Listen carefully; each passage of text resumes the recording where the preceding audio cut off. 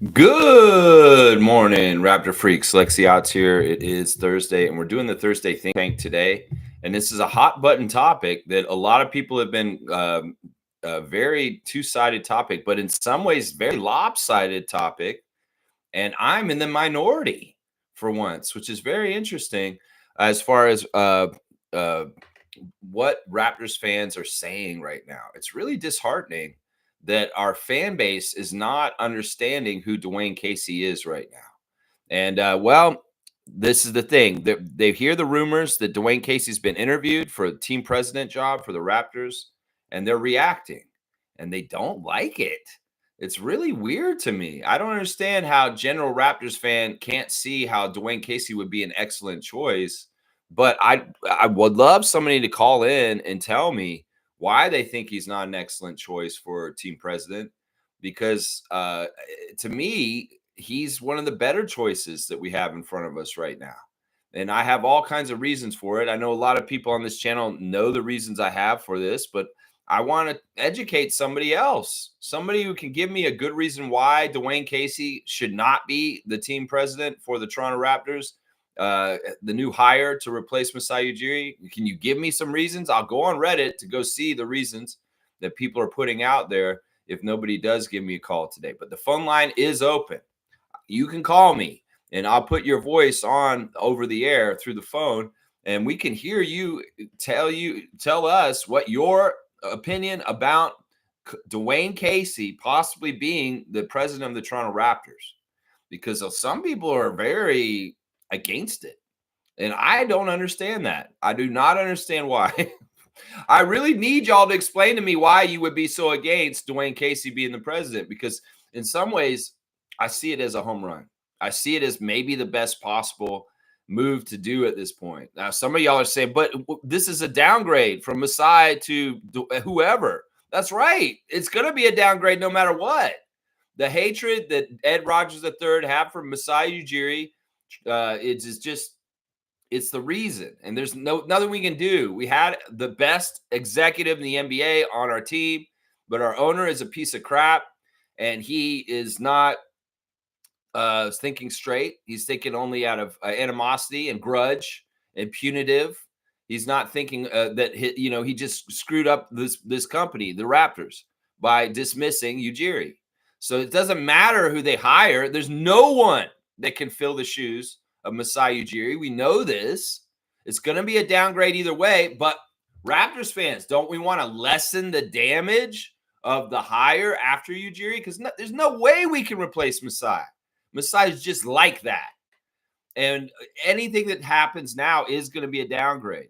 It's just like Thibodeau with the Knicks. Mike Brown is a downgrade from Tom Thibodeau. I'm sorry. They're not improving because they got Mike Brown. The Knicks are going to have a bad year this year. And it's going to be, people are going to be wondering why. And it'll be partly because that's a downgrade from Thibodeau to Mike Brown. And, well, we're destined for a downgrade at team president no matter what, because Masai Ujiri is not replaceable, Ed Rogers III. And, well, we're going to hire somebody to put in there. Let's make it at least some damage control, because this is the thing. If you're going to hire a team president and throw them in the middle of there in this power structure for the Raptors, you could cause all kinds of problems. We've seen the issues with the Toronto Maple Leafs. We've seen the issues with other NBA teams and other MLB teams and places like that. Issues maybe possibly with the Toronto Blue Jays, where you have different people in the front office that don't have the same vision. They may be actually very opposite. And it could be very dysfunctional for a sports franchise to be run that way. If any Raptor fan cares about this job for team president for the Raptors, the main thing that you should be worried about is cohesiveness and working with the existing people that are already working for our team, which are Bobby Webster and Dan Tolzman. So I don't give a shit who they hire as long as they will work with Bobby and there will be no toxicness about it. In some ways, we don't really need somebody who's super good at their job in certain ways. Like, people want Bob Myers. People are saying Bob Myers should be the new team president of the Raptors. That is the worst idea I've heard in the world, because Bob Myers is Golden State all the way, baby. That guy built the dynasty for the Warriors. And, well, who ended the dynasty for the Warriors? the Raptors when they won their championship in 2019. He hated that. He's absolutely an op to the Raptors franchise.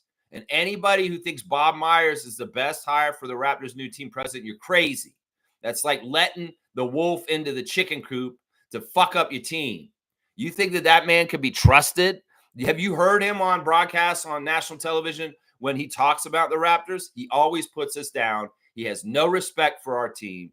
He doesn't like our team because our team is the team that beat his teams in the finals, and in some ways closed their arena and ended an era for him of success.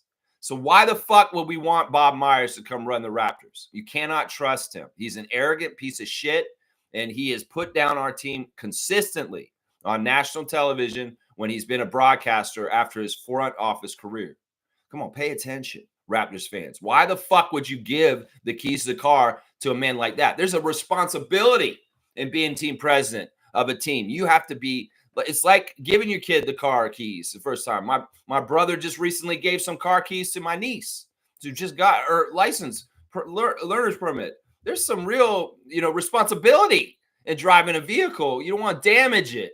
You don't want to run in another car or something like that. So you want to be careful who you're giving the keys to the car to, as far as your team president.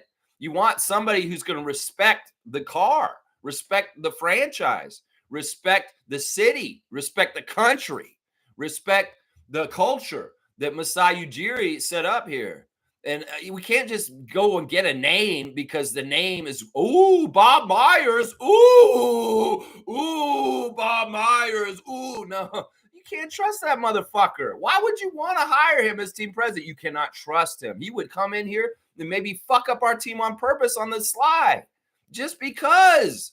Think about that, Raptors fans. Seriously, think about what I'm saying seriously right here. You cannot trust Bob Myers. In some ways, this job is most important description of this job is, can we trust this person? Can we trust this person? Does this person understand the Raptors culture, the Raptors city, the Raptors market, the Raptors country? Is Canada? Do they understand who Masai Ujiri is? Do they understand what he was about? Can we have somebody help carry on the legacy of Masai Ujiri going forward in the same position? That is the things you guys need to think about, is because our success as Raptors has been most successful under Ujiri.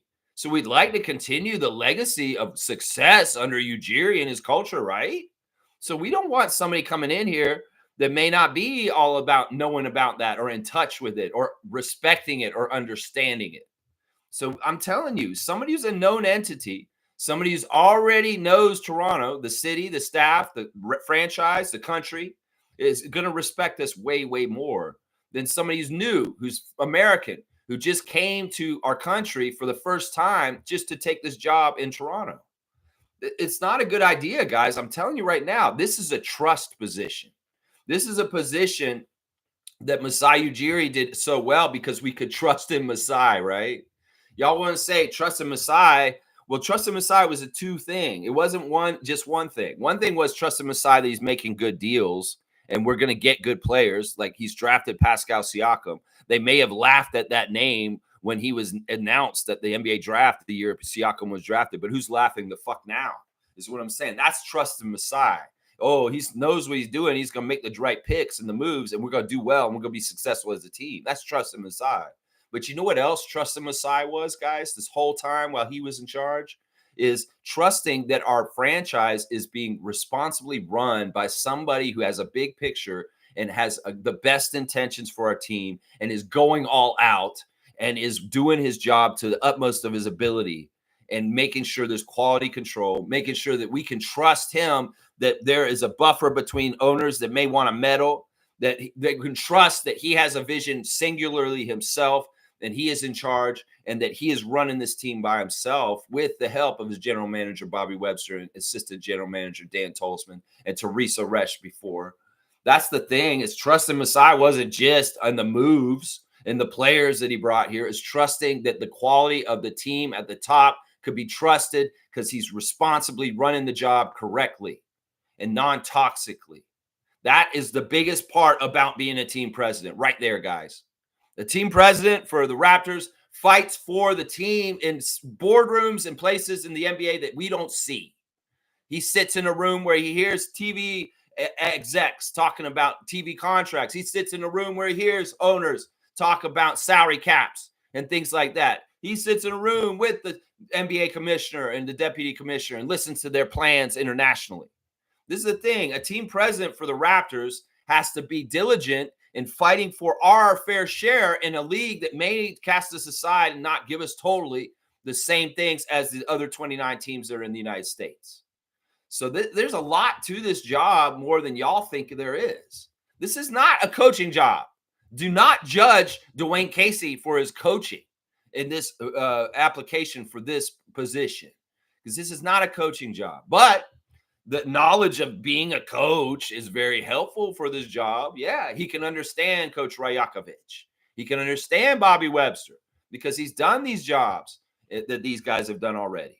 So that, there's a lot to this. The team president job description is a buffer between the general manager and the ownership, and letting the general manager get clearance. It's almost like a run blocker in football. You got your running back in the backfield. You want him to run the ball forward to get some gains on the football field. Well, the team president's that rush blocker that's coming to take the blitz out of the way, so the running back, the general manager, Bobby Webster, can run that ball through.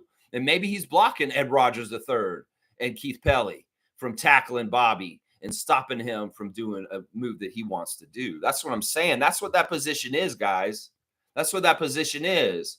And if you understand what the job description of the team president of the Toronto Raptors is, maybe you'll start to understand why Dwane Casey might be one of the best choices we can make. Now, let's not get it twisted. I honestly do believe that Bobby Webster should be the next team president of the Raptors. Keep it in-house. In some ways, that makes it easier. He's already got to work with Keith Pelly. He already has, but he can be more in that function. Dan Tolzman gets bumped up to regular general manager, and they hire an assistant general manager underneath them. That's cost cutting. That'll actually save them money because they can pay the new guy less and maybe just bump up the salaries of Bobby and Dan a bit to show that they got promoted. That is ideal. And there are signs that the Raptors are going this route, that CAA Talent Agency out of California is actually interviewing a lot of lower tier executives in the NBA that aren't considered really viable for team president, but maybe for assistant GM. So let's not get it twisted. Keith Pelly and MLSE are looking at a lot of different ways to fill this position, whether it's bumping Bobby up to it, whether it's getting a brand new team president from somewhere else, getting a brand new GM, or getting a brand new assistant GM instead. And Bobby goes to team president. So my best outcome is that one. I think that if Bobby just stays in charge, that's great. But if we do really have to have somebody in between Bobby and the owners, that's Dwane Casey's a great choice. He may be the best other choice, guys. Because once again, this guy has come to Toronto. He spent 8 years of coaching our team, guys. He was our coach for 8 years, y'all. He knows our city inside out. He knows our staff inside out. I'm just saying, I want to hear somebody with a dissenting opinion about Dwane Casey. I promise I'm not going to come after you. I want to hear it clearly so that we can really discuss why there's this poll on Reddit right now. It's crazy to me. Do you think the Raptors should hire Dwane Casey as their next president of basketball operations? That's not the job, by the way. The job is called team president. It's not president of basketball operations. That's a totally different job, actually. That's the job that Teresa Resch used to have. No, this is a different job. This is actually the president of the whole entire team. As far as I'm the leader, and in some ways, I'm the guy who answers the owners, but I also answer to everybody below me. That's what Ujiri always used to say is, I have 20 bosses. I'm not the boss, really. I have 20 bosses, and Bobby Webster and Teresa Resch are two of my bosses. Doug Smith is one of my bosses. Ed Rogers III is one of my bosses. I have like 20 bosses. You know who else is a boss? The fan. You're one of my bosses too, because I'm listening to you and what you want me to do also as team president. That's what Masai used to say. He described the job. He said, I have so many bosses, guys. Teresa is a boss. Bobby is a boss. Dan Tolzman's a boss. Darko Rajakovic is a boss. Scotty Barnes is a boss. You know, that's the thing. The team president is there to try and help everybody do their job and keep an overall vision and steer the ship with the captain's wheel. But the best team president is like Masai. He's a boss for everybody, but on below that, he's a boss for everybody to them at the same time. That's what I'm saying. So yeah, in this poll, it's really disappointing. It's like 391 people have said no, do not want Dwane Casey as the president of the Raptors. And 31 people have said yes. 31 to 391. This is so disappointing. And I don't understand why Raptors fans are so misinformed and why they are on this subject. Seriously. And part of my reason for doing this stream today is to try and inform you guys, because I look at this and I see the comments just saying you'd have to be a complete sicko to say yes. Am I a complete sicko? No. I'm somebody that passionately loves the Raptors and wants the best for them. And I really do truly believe that trust and respect for our franchise may be the two most important things for the job that we're trying to hire right here. Is if you don't have somebody who trusts, you don't have somebody that we can trust in the position, we're fucked. Seriously, we trusted Masai, but we don't know if we can trust Kevin Pritchard if they steal him from Indiana. We don't know anything about Kevin Pritchard. Why would he give a fuck about the Raptors? Maybe he has more sentimentality for the Pacers. Maybe he has more sentimentality for the Rockets or some other team he played for, like Golden State in his NBA career. You got to understand when you have somebody who loves your team, like DeMar DeRozan loved Toronto, like Masai Ujiri loved Toronto. You need people like that in charge in powerful positions, important positions. You don't need people that are half-ass or suspect. And that's the thing. A lot of people from other organizations may not come here with the same effort. Think about it from the flip.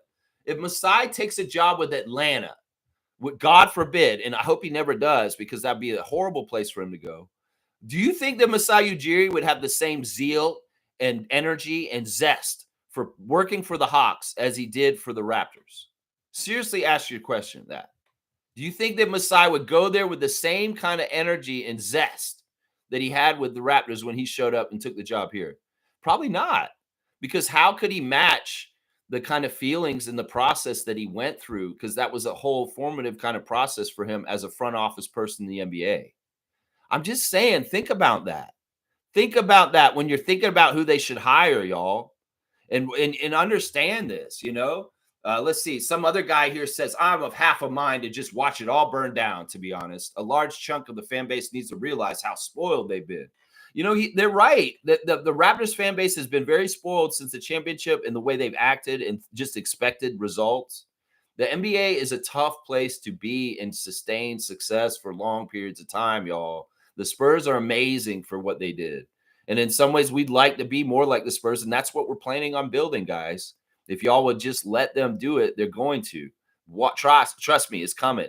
It's coming. In fact, this first year may be the first year of playoffs for the Raptors for a long, long time going forward after this year, guys. I'm telling you right now, I can see it.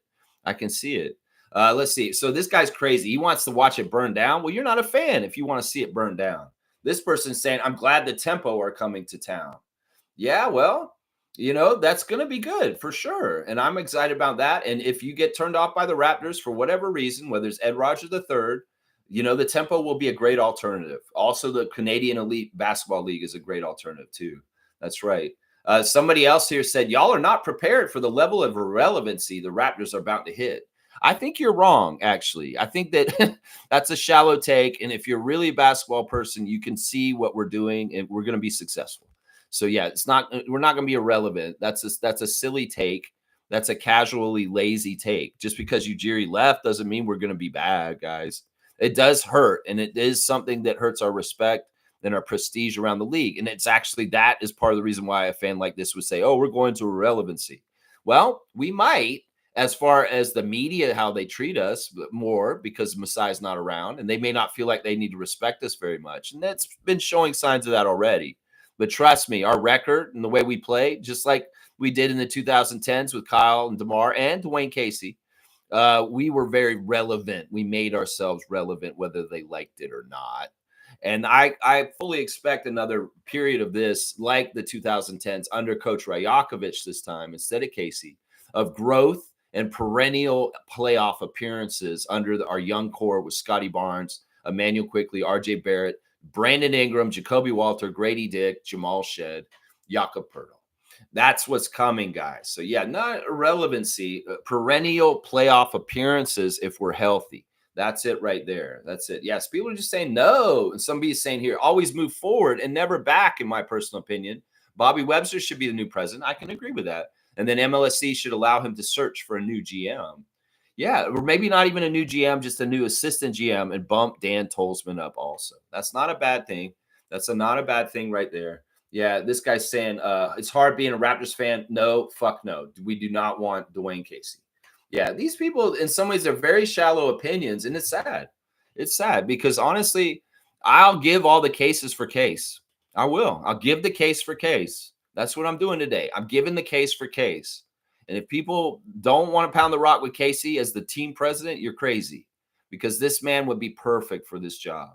He would be perfect. He's in the right age bracket for it now. See, in some ways, the NBA career goes from player to coach to front office. That's the logical progression for people that are basketball lifers, is you go from player to coach to front office. And, well, Casey has been a coach for a long, long time, and he's been front office for a few years now too.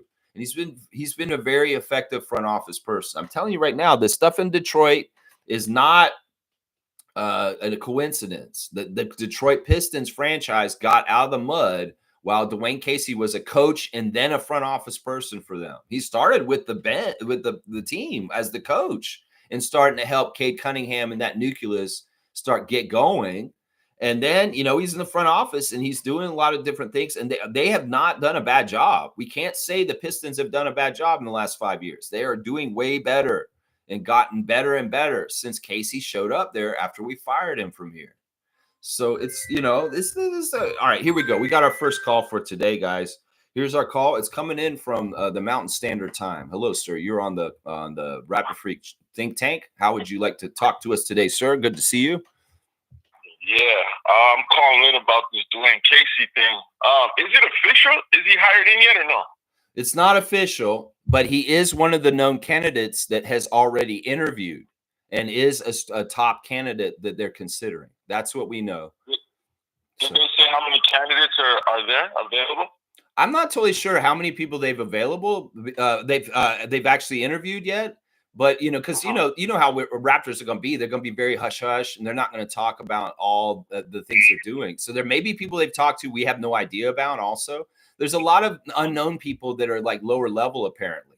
Like, people that are assistant GMs and people that aren't really totally, like, known people that are names or anything. So it looks like we're looking for an underperson, possibly. So, like, zero experience type of shit? No, they're people that are working for other franchises right now, but they're more likely they would be hired in as assistant GM underneath Bobby and Dan. So that route is being explored to just bump Bobby up and hire an underling instead of somebody over him. So. Oh, okay. Like, for me, I think the best move would be for Dwane to get Dwane, because like a lot of our success, I think I seen in the chat, someone said, he pretty much built that team, that 2019 championship team, minus the Kawhi deal. But yeah, he built DeMar. He built. Yeah. And what I want to add to that is, when you look at what we have right now, it's sort of a mirror image, because I see a lot of people calling Shed Van Vliet 2.0. Yeah. I do like it because there's a lot of pieces for him to work with. Now, my main question is, he chose DeMar and Kyle as the main pieces going forward back when he was building the team. Who do you see as the building branch? Like, do you see Scotty still being his number one guy, like how we were all building up, or does he lean more towards going with a Jacoby, or does he go all in with a Brandon Ingram? What do you think he would put at the forefront? I think that the starters will be the forefront. I mean, it's going to be. You're exactly right, Seymour, when you're saying that that this is a mirror image of what Casey had when he was dealing with in the 2010s, because he had DeMar and Kyle are kind of like Scotty and Emmanuel, and Fred would be Jamal Shed, and Pascal would be, somebody like Grady Dick or Jacoby Walter or something like that, as far as like the in between the starters but also bench mob kind of right now. So it's like it's very similar, and that's the whole thing. Casey has shown with the Raptors and with the Pistons that he can have a young core around that he is developing, and they are getting better. Because that was the big thing. Like everybody forgets, Casey was the coach when Fred, Jakob, DeLon, Pascal, and Norman were the bench mob, and they were doing what they were doing. Casey was the coach of the bench mob, and we have a bench mob now. And like if Casey's the team president, not that he's doing coaching stuff, but he can understand the whole operation of trying to build a young core like the one we have again now and get them better and better. He would only add to the brain trust. He would only think about what Casey would do. He'd basically be hanging around and he would do things like, I'm going to talk to Keith Pelly today, Bobby, and I'm going to see if he can see it our way. I'll even do the Casey, Bobby, I'm going to talk to Keith today, and I'll go in and see if I can make our case and make sure that he sees it our way. It'll be shit like that Dwane Casey will do, because he'll be like, Bobby, I know that they'll like this if we sell it to them the right way. He's going to be a buffer. He'll be able to be, because some people say he's a tough guy, he's surly, he's tough. Well, maybe he could be tough with Keith Pelly. Maybe he could be a little bit like gruff with Ed Rogers III. He'd say, listen, Ed, I've worked for you for a long, long time before. You know that I understand basketball really well, and this is what I got to say about it. And he could be very helpful in this kind of way. And then on the flip side, he could be coming down to OVO and doing a little bit of extra coaching with some of the guys for developing too, with helping Darko, because Darko loves that kind of stuff. He wants all of his assistant coaches to have a part in it. He'd probably be really cool with Dwane Casey coming in with his eyes and saying, if great minds think alike. So yeah, especially development coaches. So it's like, what's the harm? You got a president that's actually kind of on the down low, also really good coach that develops players, and you have a young core. So it's like, I think like they owe us the ownership. After what Keith Pelly and them did with firing Masai, they owe us. They owe us big time, because they're in the hole with that move coming in. Yeah. So giving us Casey, sort of, it doesn't make it even. It doesn't make it feel right with the Masai thing, but at least it's going in the right direction from the negative. Mm-hmm. But then at the same time, I think if we see them hire Latham, right, then I know these guys are trying to route Toronto out of the league. They don't want the team here if they go with Latham, the guy who was at Golden State. Oh, you mean Bob Myers? Bobby Myers, yeah. If they go with Myers, then I know that they're trying to do something from this, and they're trying to pull the rug from underneath us. Because this is the thing, our team has had different periods of toxic and non-toxic.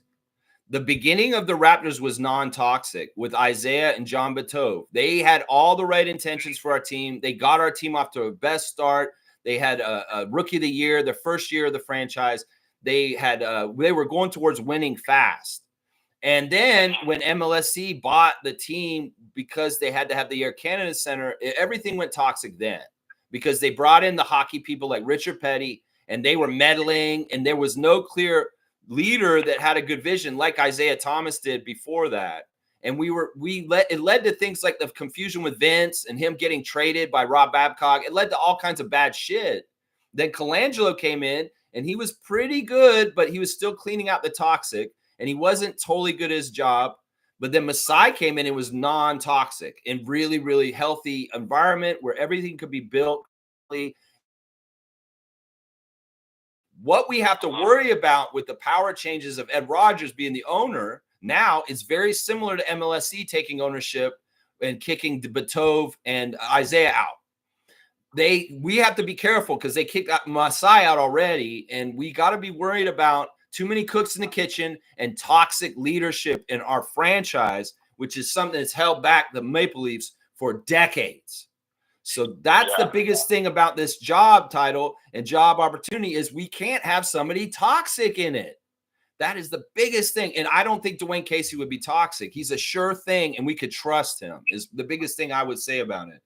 So, and it definitely exists because if Brendan Shanahan, the guy who was running the Leafs before, if he came and made a statement like he didn't want Raptor pitchers up because this is a hockey city and he was trying to keep it all hockey for the stadium and this and that. Yeah. If he had his job for the whole year, he didn't get fired till the team got bounced from the playoffs. And I'm pretty sure his comments were made way earlier in the season, and he kept his job. So that means that the ownership is toxic. You know what I mean? They're just as toxic as him because they let him keep his job. Well, that's the thing. That's the thing is that it's toxic for the Raptors to be in MLSC with the Leafs to an extent. And the biggest thing is the Raptors need to keep the Leafs people and the Leaf stuff at arm's length. And the person that I appreciate for this was Tim Lewicki. Tim Lewicki, when he came in and got involved in MLSC, he separated the Raptors from the Leafs. And one of the biggest worry that I have that now that Ed Rogers III is the sole owner is that he's going to bring us back in with the Leafs more and more and consolidate leadership for both teams. Keith Pelley in some ways represents this, and it's going to be bad for our team. So in some ways, Keith Pelley is the current Richard Petty. And that's the thing that I get worried about for our team. This, if you guys really care about the Raptors being a good franchise going forward, people have to understand that we need the hierarchy to be non-toxic. And as much as Leaf kind of stuff happens around the Raptors, it will be bad for us. That is the worry I have. So last thing I'm going to say, in the chat, you're going to get to it though. Somebody put in, I got to hear your take on this. Somebody put in that Denver has hired 2 general managers, and they like the decisions that team has been making with the 2 general managers. What's your thought on that, having 2 general managers? That's weird, man. I think that's very weird. I think that, the toxicness in Denver really manifested in a weird way this year with Michael Malone getting fired before the end of the season in a weird way like that. And then Calvin Booth was also a problem. I think part of it is that I think the arrangement with the Denver 2 people in charge is one of them's the owner, is being like one of the GMs. And so it's like he has a GM with him, but he's making decisions with him. I think that's the arrangement that they're doing with the GMing right now in Denver. What's that? The owner has the final say of the GM position pretty much? It's weird. Of the Denver Nuggets team right now is acting as one of the GMs. So it's partly like, I think the dude may be learning on the job with the other guy because he's not really a GM. He's more an owner guy. I think that's part of it because they kind of described it at our summer league game against Denver. They had the owners sitting there and they were saying, yeah, this is the new GM. And that's what that arrangement is. I don't know. I may be completely wrong. I don't know. So, but Seymour, man, I really appreciate getting a call from the City Slicker. Have you cut your mustache? Are you going to do the 80s mustache? Yeah, I got it going right now. Nice. I bet it looks good, man. But yeah, I always appreciate a call from the Mountain Standard Time of Alberta on the Raptor Freak Think Tank show on a Thursday. And I appreciate your questions about Dwane Casey and the situation. And I hope you just have a fantastic day, man. Yeah, same to you, man. Let's get Casey, man. Let's go. Let's go Raptors. We're making that case for Case because honestly, it's a very good, smart, safe decision, Raptors fans. Seriously, other people we might not be able to trust. I trust Casey, even though we did him wrong. Seriously. And I'll go on about why I trust him because he respects our country. He respects our city. He put a lot into building our team up with culture himself. So he has his own reasoning for why he would want to preserve and make the Raptors get better in the future, right? Hold on, before I go, I got another thing. Yeah. What's your take on all those? Because remember when he left, we know there was a little animosity. When he went to Detroit and he was building that, let's say, garbage team that was over there, but he did build them up because they're playoff contenders now. They were the worst team in the league when he showed up. Yeah, but he took our games against, like when he went to Detroit, he took our games very personal. Yeah, I was actually at the very first game against Dwane Casey and the Detroit Pistons in person when he returned after we fired him. And it was an amazing play how he did it. Like right at the end of the game, we were very close. The game was close. And he did a play. He outsmarted Nick Nurse and did an inbounds play and got an easy basket. And they won by just a couple points. And I was like, damn, it's in some ways, like I know Casey had an issue, like in some ways with Nick. That he looked at him as a snake, and that in some ways he did have a personal issue with Nick afterwards. Now he did have maybe a little bit of issue with Masai for a little while, but that all went under the bridge. Like it's really interesting last year how Casey acted during our 30th anniversary season last year. He was absolutely around our team and involved in alumni interviews, talking about our history, and he was glowing about it. It's not like he had any grudge against Toronto. It's not like he talked about like in a sullen way where he was pissed off and he had a grudge. Not at all. In fact, he understands what he built here is special, and that he, in some ways, I may be one of the few people in Raptors spaces and channels and stuff that is speaking up how important Dwane Casey is to the Raptors history. But more people should recognize this because he was a coach on our climb to the NBA championship. And in fact, he climbed most of that damn mountain. And Nick Nurse just happened to throw that flag on the top of the mountain at the end. But the most of the Mount Kilimanjaro of climbing to get the Larry O'Brien, Dwane Casey was that pickaxe pulling up the Raptors team as the coach for most of that climb from 2014 to 2019. 5 years he built our team up. So, yeah, I keep holding on to you here, Seymour. I'm going to let you go. One last words? Anything you want to say? Is Leo Routen's an option? This is out of the blue. I love this. I'm going to give you a dunk for this outside the box thinking. This is the think tank kind of stuff I like. Leo Routen's as team president of the Raptors, I would sign off on it. Because in some ways, it's like I said, in some ways, the position is not necessarily what you guys think it is. We just need somebody we can trust. And I would trust Leo Routen's in that position. That's the thing. I think Casey would be more skilled to do the job and do a better job than Leo. But if we chose Leo tomorrow to be the team president of the Raptors, I wouldn't be upset because I know I could trust Leo Routen's. That's the thing. It's about trust, guys. That's the number one thing we got to worry about in this position. Can we trust them?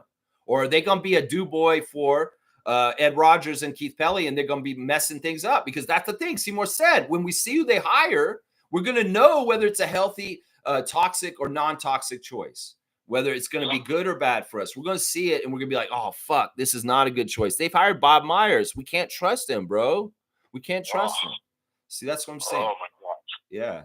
So hopefully they don't do that. All right, have a great rest of your day. I'm jumping off. I'm going to be watching the chat. All right, Seymour. Thanks for calling. And yeah, Into that circle right there. Let's go Raptors. All right, yeah. Have a good day. Peace. All right, man. Later. All right, yeah. You guys can be like Seymour and call in if you have access to the phone number.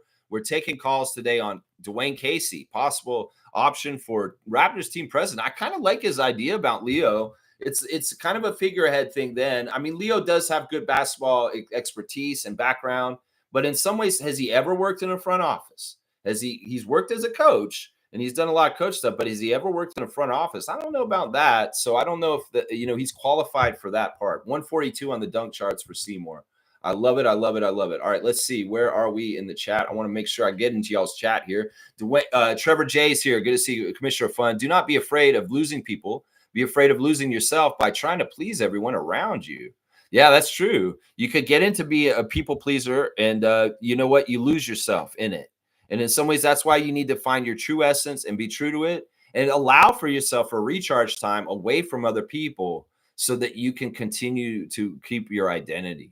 It's tough, man. People will try and use you and take you for time over and over again. And you got to just keep your boundaries in your personal space. I appreciate your words of wisdom, Trevor J. I really do. Trevor's saying, I think Casey would be a good candidate for the job. He would be an excellent candidate. He's done a very good job in Detroit. He did a very good job here in Toronto. In some ways, once again, what's the job description? He just needs to be a buffer. He just needs to be trusted. He just needs to be loyal. He just needs to be somebody that is a known quantity with our team, somebody that has already worked with Bobby Webster for like 7 years. They worked a long, long time together. So they have a working relationship already. And in some ways, they can talk to each other as men because they already know each other. And it's like they can be honest. We have a new guy who doesn't know Bobby Webster at all come take this job. It could be very, very awkward. Let's just put it that way. It could be that this person's getting Keith Pelly's in their ear and they're telling this and this and this. And this guy's all of a sudden an extension of Keith Pelly instead of somebody who's working with Bobby. You know what I'm saying? So Raptors fans, please very, very carefully listen to me today. The case for case is good. It's not a bad thing. And you guys got to understand there's a logical progression in people's careers in sports. You go from coach to front office to, from GM to team president. These are logical progressions. And look, the Blue Jays did this kind of shit too. Think about it. There's different GMs and managers that bounce back and forth. I mean, how many times has whatchamacallit been the manager of the Blue Jays? Gibbons. Gibbons left and he came back. Everybody's like, oh, John Gibbons is back. And it wasn't a big deal, was it? In fact, his second stint was very successful. You know why? Because people get better as they do their jobs in their career, and they can circle around and come back. And people are saying, oh, no, you can't have him come back. He's a loser. We fired him. We can't have Casey come back. That's not going forward. That's going backwards. It's not, though, because Casey's employment with us before was as a head coach. And this would be team president. That's a totally different position. And that kind of stuff happens. Think about this. What if Cito Gaston, the Hall of World Series champion manager of the Blue Jays, came back and was the team president for the Blue Jays later on in the 90s? Would that have been a big deal? No, it would not, because in some ways that's a natural progression. As people age in sports, you get bumped up to higher positions, especially if you're good at your job. And Casey's 68 years old. He's older. He doesn't want to coach because it's traveling, it's stress. He's Danny Glover in that shit. He said, I'm getting too old for this crap. And he did that. He said, I'm getting too old for this crap. Detroit, will you put me in the front office? So he went to the front office, and he's doing more of the job there. You slow down as you get older, you know? Pop had to slow down because of the stroke. You know, Casey had to slow down because it's like, man, these young players are driving me nuts. And the Pistons are hard to coach because they're losing a lot. But boom, I get out of the way. The next guy comes in, boom, they're building, and boom, all of a sudden Detroit's in the playoffs this year. So I'm just saying, Casey has stages in his career. He was an assistant coach and won a championship with Rick Carlisle and the Dallas Mavericks. He was also a head coach with us and built us up to being one of the best Eastern Conference teams in the 2010s. So it's like there's logical progressions to things. And him coming back in this capacity is not him boomeranging back as the head coach, y'all. This is a totally different position. And this is a totally different job. And he would be good for it for the reasons that I just said. He'd be very, very good. Trevor's saying WNBA wins. Indiana Fever beat Phoenix Mercury. Atlanta beat Dallas. And Minnesota beat the New York Liberty. Yeah, good stuff. All right, let's go check out. There's one game today in the WNBA. Golden State is going to be at Washington. It's Kevin Fahey as the crew chief, Ryan Sassano as the referee, and Tyler Murkovich is the umpire. Yeah, and in our fantasy league, Kaz has got a good lead on me right now, 60-point lead. Kareem is beating Edmond. Fiercey is beating James. MK has got a real good lead over JP. And Cool Cat is beating Logical Raptors Fanatics. So get that going, man. I got to get going. Kaz has beat me. I got to beat him. Let's see. Trevor's saying also, report just came out that LeBron James and business partner, Maverick James, is I think his name, center is banking $5 million. Maverick Carter is his name. Maverick Carter, yeah, is banking a $5 billion global basketball league with games across 8 cities with bigger salary than the NBA formula. I mean, there's the big three. There's been rival leagues that have tried to come up. You know what? If LeBron wants to try and do this, in some ways, I'm sure it's angering Adam Silver in certain ways. I don't know if this is a smart move. I think that this may be a bad move by LeBron for financials. He's going to lose money is what he's going to do. Most saying, good morning, Rap Free Crew. Whoever puts Dwane Casey last on their list gets bashed coaching-wise. Yeah, you know, the thing is, some will debate how important Casey is to our coaches tree. As far as like all the coaches the Raptors have ever had, you know, I put, you know, Nick Nurse is up there, of course, because he's a championship coach. But I like Casey more than Nurse because in some ways I feel like Casey built more for our team solidly in some ways. And Nurse just kind of came in on the top. Like I said, he put the flag in the top of the mountain once Casey climbed most of the mountain. And then while he's up there, he did not help our team develop players. I'm telling you right now, a lot of the great development for the Raptors players like Siakam and Fred came from Casey. And Nick, it showed afterwards where he just didn't get players going. Like that's part of why we stalled out after the championship. People say it's Masai's fault for not doing things and this and that. No, it was in some ways Nick Nurse's failure as a development coach. And that is shown since he's gone to Philadelphia. He has no development there either, guys. So you can see certain people have certain things in their bag. And Nick is not a good development coach, guys. He's just not. And Casey was, and Casey still is. Obviously, you see what he did in Detroit too. He developed guys really well. So in some ways, in the coaching hierarchy and the rankings in my head, I put Dwane above Nick in some ways. as far as how important he is as a coach for the Raptors. I know people go crazy, but Nick won the championship with us. I know, but he wouldn't have done that if Dwane hadn't done all the work the years before. That's just the damn truth. That's just the truth. Y'all call in to the phone lines. If you have access to the phone lines, you can call in just like Seymour did, and we can talk Raptors talk. We can talk Casey. If you don't want to talk Casey, you can talk any Raptors talk. This is the Thursday Think Tank on the Raptor Freak channel. It's the call-in show, weekly call-in show, and you can get your opinions heard in your own voice. That's right. Smooth Brown Man is here. Good morning to you, our Raptors trivia champion. Gilbert Arenas arrested for gambling, man. Yeah, knucklehead. I mean, low IQ individuals are getting involved in gambling around the NBA, John Tate Porter. That's right. Low IQ individuals. This person had a podcast and he was spouting all kinds of dumbass shit, Gilbert Arenas. Well, yeah, is his credibility sunk? I have no idea at this point. Maybe in this world, in this crazy MAGA world, criminals are celebrated and given pardons. And, if you're doing crime, actually, it's respectable. So maybe Gilbert's a superstar now for doing illegal crime with some weird Israeli crime lord or something like that. I don't know what the fuck's going on with Gilbert. Either way, man, in this world, it's on brand, right? This is the criminal world of Donald Trump, all right? Most saying, glad Casey got interviewed for the job. It's only right, even if he's not at the top to get it. I don't know who's at the top to get it. We have no idea. In some ways, he could just get the job. I would wonder this, Mo. I wonder how much Casey has interacted with Ed Rogers. It could very well be that Ed Rogers likes Dwane Casey a lot, guys. Seriously. Like, what if? Well, wonders this. What if Rogers really liked Casey and he was mad at Masai for firing him as the coach of the year? And of course, he was wrong. Ed Rogers was wrong because Masai was right and we got the championship the next year. But could there be a storyline that is true? And that in some ways, Ed Rogers might be punitive towards Masai and think he's getting him back by hiring the guy he fired to replace him. In some ways, that would be a beautiful poetic justice, but also a weird judo move for us as fans to avoid problems. But also, Ed Rogers gets his little kicks off of firing Masai and replacing him with a guy he fired. I mean, seriously, in some ways, I'd be like, Raptors fans, let Ed Rogers do this, even though he's totally a dick, because it actually will help us. That's what I say to that, man. Seriously. Smooth saying running an illegal gambling house in his house. I know that's crazy. I mean, seriously, Gilbert has no sense. Obviously, the gun incident showed that.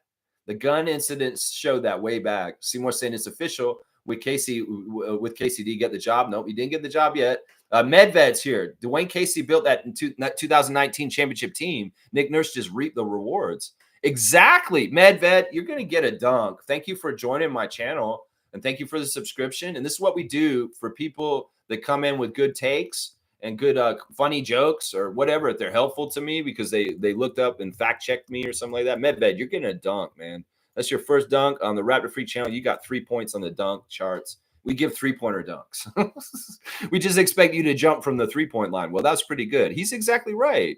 You know, I liken it to like a volleyball game where Dwane Casey set that ball just like a setter does, and Nick Nurse spiked the hell out of it.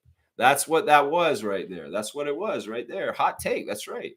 I should say alleged. Yeah, I don't know. Guilty until proven, or proven innocent until proven guilty. I don't know how this world works anymore with alligator Alcatraz and hey, you look like an illegal. Come here. No, I'm American, man. I'm American. No, bro, you're from Mexico. You're obviously Latino, man, and I'm just gonna blanketly arrest you because I'm ICE and this is what I do. But I'm American, bro. I'm American. Yeah, see, innocent until proven guilty. No, not in Trump's America. That's not out. That's out the window at this point, man. It's fucked up, man. It's messed up. I'm sorry I went there. But I feel like people should say things like this right now. It's important. Let's see. Monique's saying SBM. We know Gilbert is stupid anyway. Yeah, Reggie, we know he's stupid. Yep. Most confirm this, and she understands. Randolph's saying, beloved Raptor Freaks family, inhale and exhale that breath of life. You are alive because God has purposed for you to be here because of the role you must play in the competition of this day and the completion of this day. Do it. I love Randolph's themes lately is be yourself and use your gifts that God gave you. The Creator gave you gifts to help the world.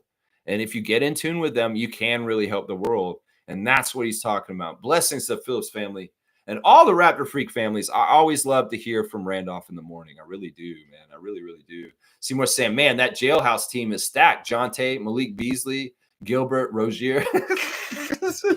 Don't put Terry on there. Scary Terry has been exonerated, even though there is some weird betting activity on Terry Rozier with the unders was what was happening, but they can't link him personally to the people that were doing it. It's just kind of like people were betting on the unders on him. And like, maybe they were just good bets because they were seeing a trend with Terry Rozier kind of going down the tubes as a player on the Miami Heat. So yeah, but that team's getting stacked, man. This is not a team the NBA wants to build. Gilbert's washed anyway. Come on now. Yeah. Seymour saying thank you to Trevor and Randolph. I love it. Yeah, the words of wisdom is always a great segment on the show. And I miss Leo's words of wisdom. He stopped doing them. I think Leo got jaded with the world and the way it's going. And he's just like, I'm not doing this shit anymore. He's like, this world's going down the tubes. My words of wisdom don't mean jack shit, is what he's saying there. Yeah. Smith saying one of the guys from the crime ring was arrested with arenas. Yeah. Very interesting. In some ways, I don't care about Gilbert's story. Fuck Gilbert. We can touch on it for a second, but we're not making this a big story for the stream. Medved saying, I like Bobby, but I think he might be too young for the job. See, this is actually another great point. I'm going to give Medved another dunk for a very astute comment that is very true. I mean, Bobby's in his 40s, right? He's in his early 40s. He's got a lot of time. And the people were trying to say, well, why don't they hire Casey to be the GM and Bobby is the team president? Because in some ways, seniority does matter. And Casey's 68, and he's probably almost 30 years older than Bobby. And in some ways, the way that would work better in some ways like this. And the part of it is that Case is really smart. And, you know, the way that Masai used to work is that he was compartmentalizing responsibility for everybody. Darko could do and Nick could do whatever they wanted to a certain degree. And then Bobby could do what he wanted in his job title. And Masai would just sign off it. He would let Bobby do the legwork of the GM work. And Masai would kind of just look it over and be like the seal of approval at the end. This could be very similar to what the position of the new team president should be. And Dwane Casey, having seen Bobby and Masai work with each other, he could jump in the spot that Masai was in and help Bobby in maybe a similar way that Masai did. It's like, Bobby, listen, I trust you. You go ahead and just do what you're going to do. And I will show me what you're going to do. And then we'll make the decision. You know, even if Dwane technically is above Bobby Webster, it could very well be Bobby's autonomous and he's able to do his job. And Casey's just kind of looking over his work and saying, yeah, but maybe catching things just in case Bobby didn't see him and kind of putting an input in there and like, oh, yeah, you're right, Dwane. And then we fix that. You know, that kind of work in some ways is quality control. It's just making sure that the people in their jobs below you, like Darko as head coach, all the assistant coaches, Bobby and Dan as the GMs, are doing their job and that like this is actually the right move for the direction and the vision. That's part of what Masai's job was and what the job will be for the new team president. So we got to understand what the description of the job is and why we want to fill it with a certain person. It's not necessarily a flashy name. It's not necessarily a name that Raptors fans may expect, but it should be a name that's familiar. That's what I'm saying. That's the most important thing. That's why I think another candidate that would be fine, even if his track record in Chicago has not been very good, is Brampton native, Toronto's own Mark Eversley, who worked under Brian Colangelo in the Colangelo era, and he helped draft DeMar DeRozan to the Raptors. He understands the culture and respects Toronto and respects our team and respects the country of Canada as a Canadian man.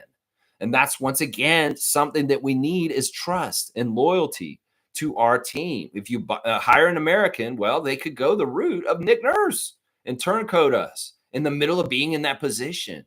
And that's what I'm saying. That's why I think the best three choices are Bobby Webster, Dwane Casey, and Mark Eversley, if we're talking about the new team president of the Raptors, because we can trust all three of those options.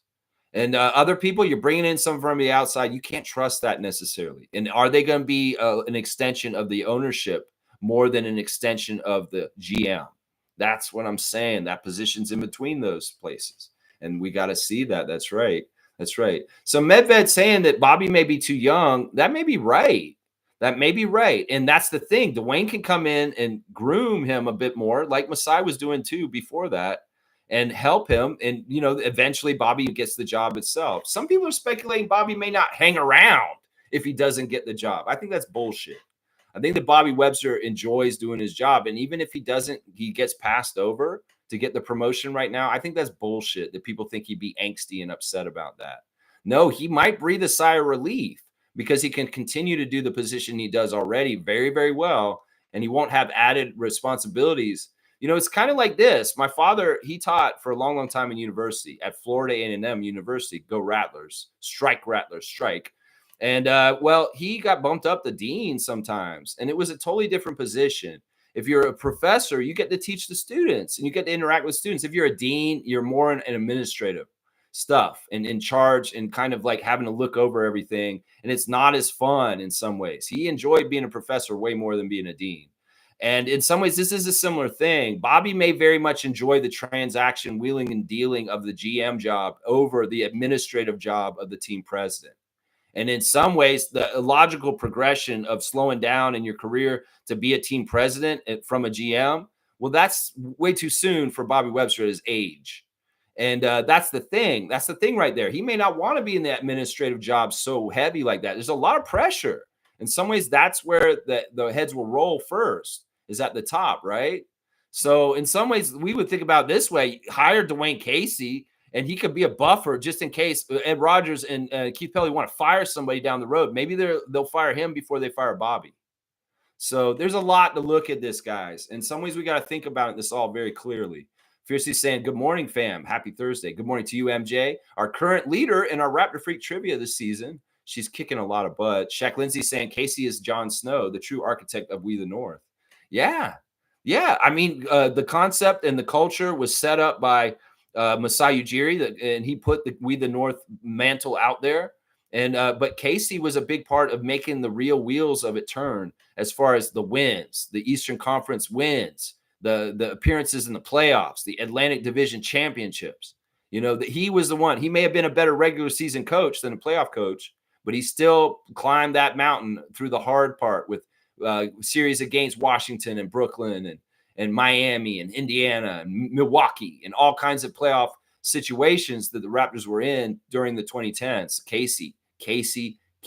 That's right, Shaq Lindsay. Shaq Lindsay's been on point this summer. Once again, Shaq Lindsay coming in and put his dunks in here because he's been on point this year. In fact, Shaq Lindsay, if you're here more frequently on the regular, you might be up there for the top of the dunk championship this year. Seriously, 53 for my guy, Shaq Lindsay.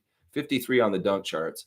Let's see. Seymour saying, I think we all want Casey. It's our best interest. We are here, but we're a minority right now in Raptors fan nation.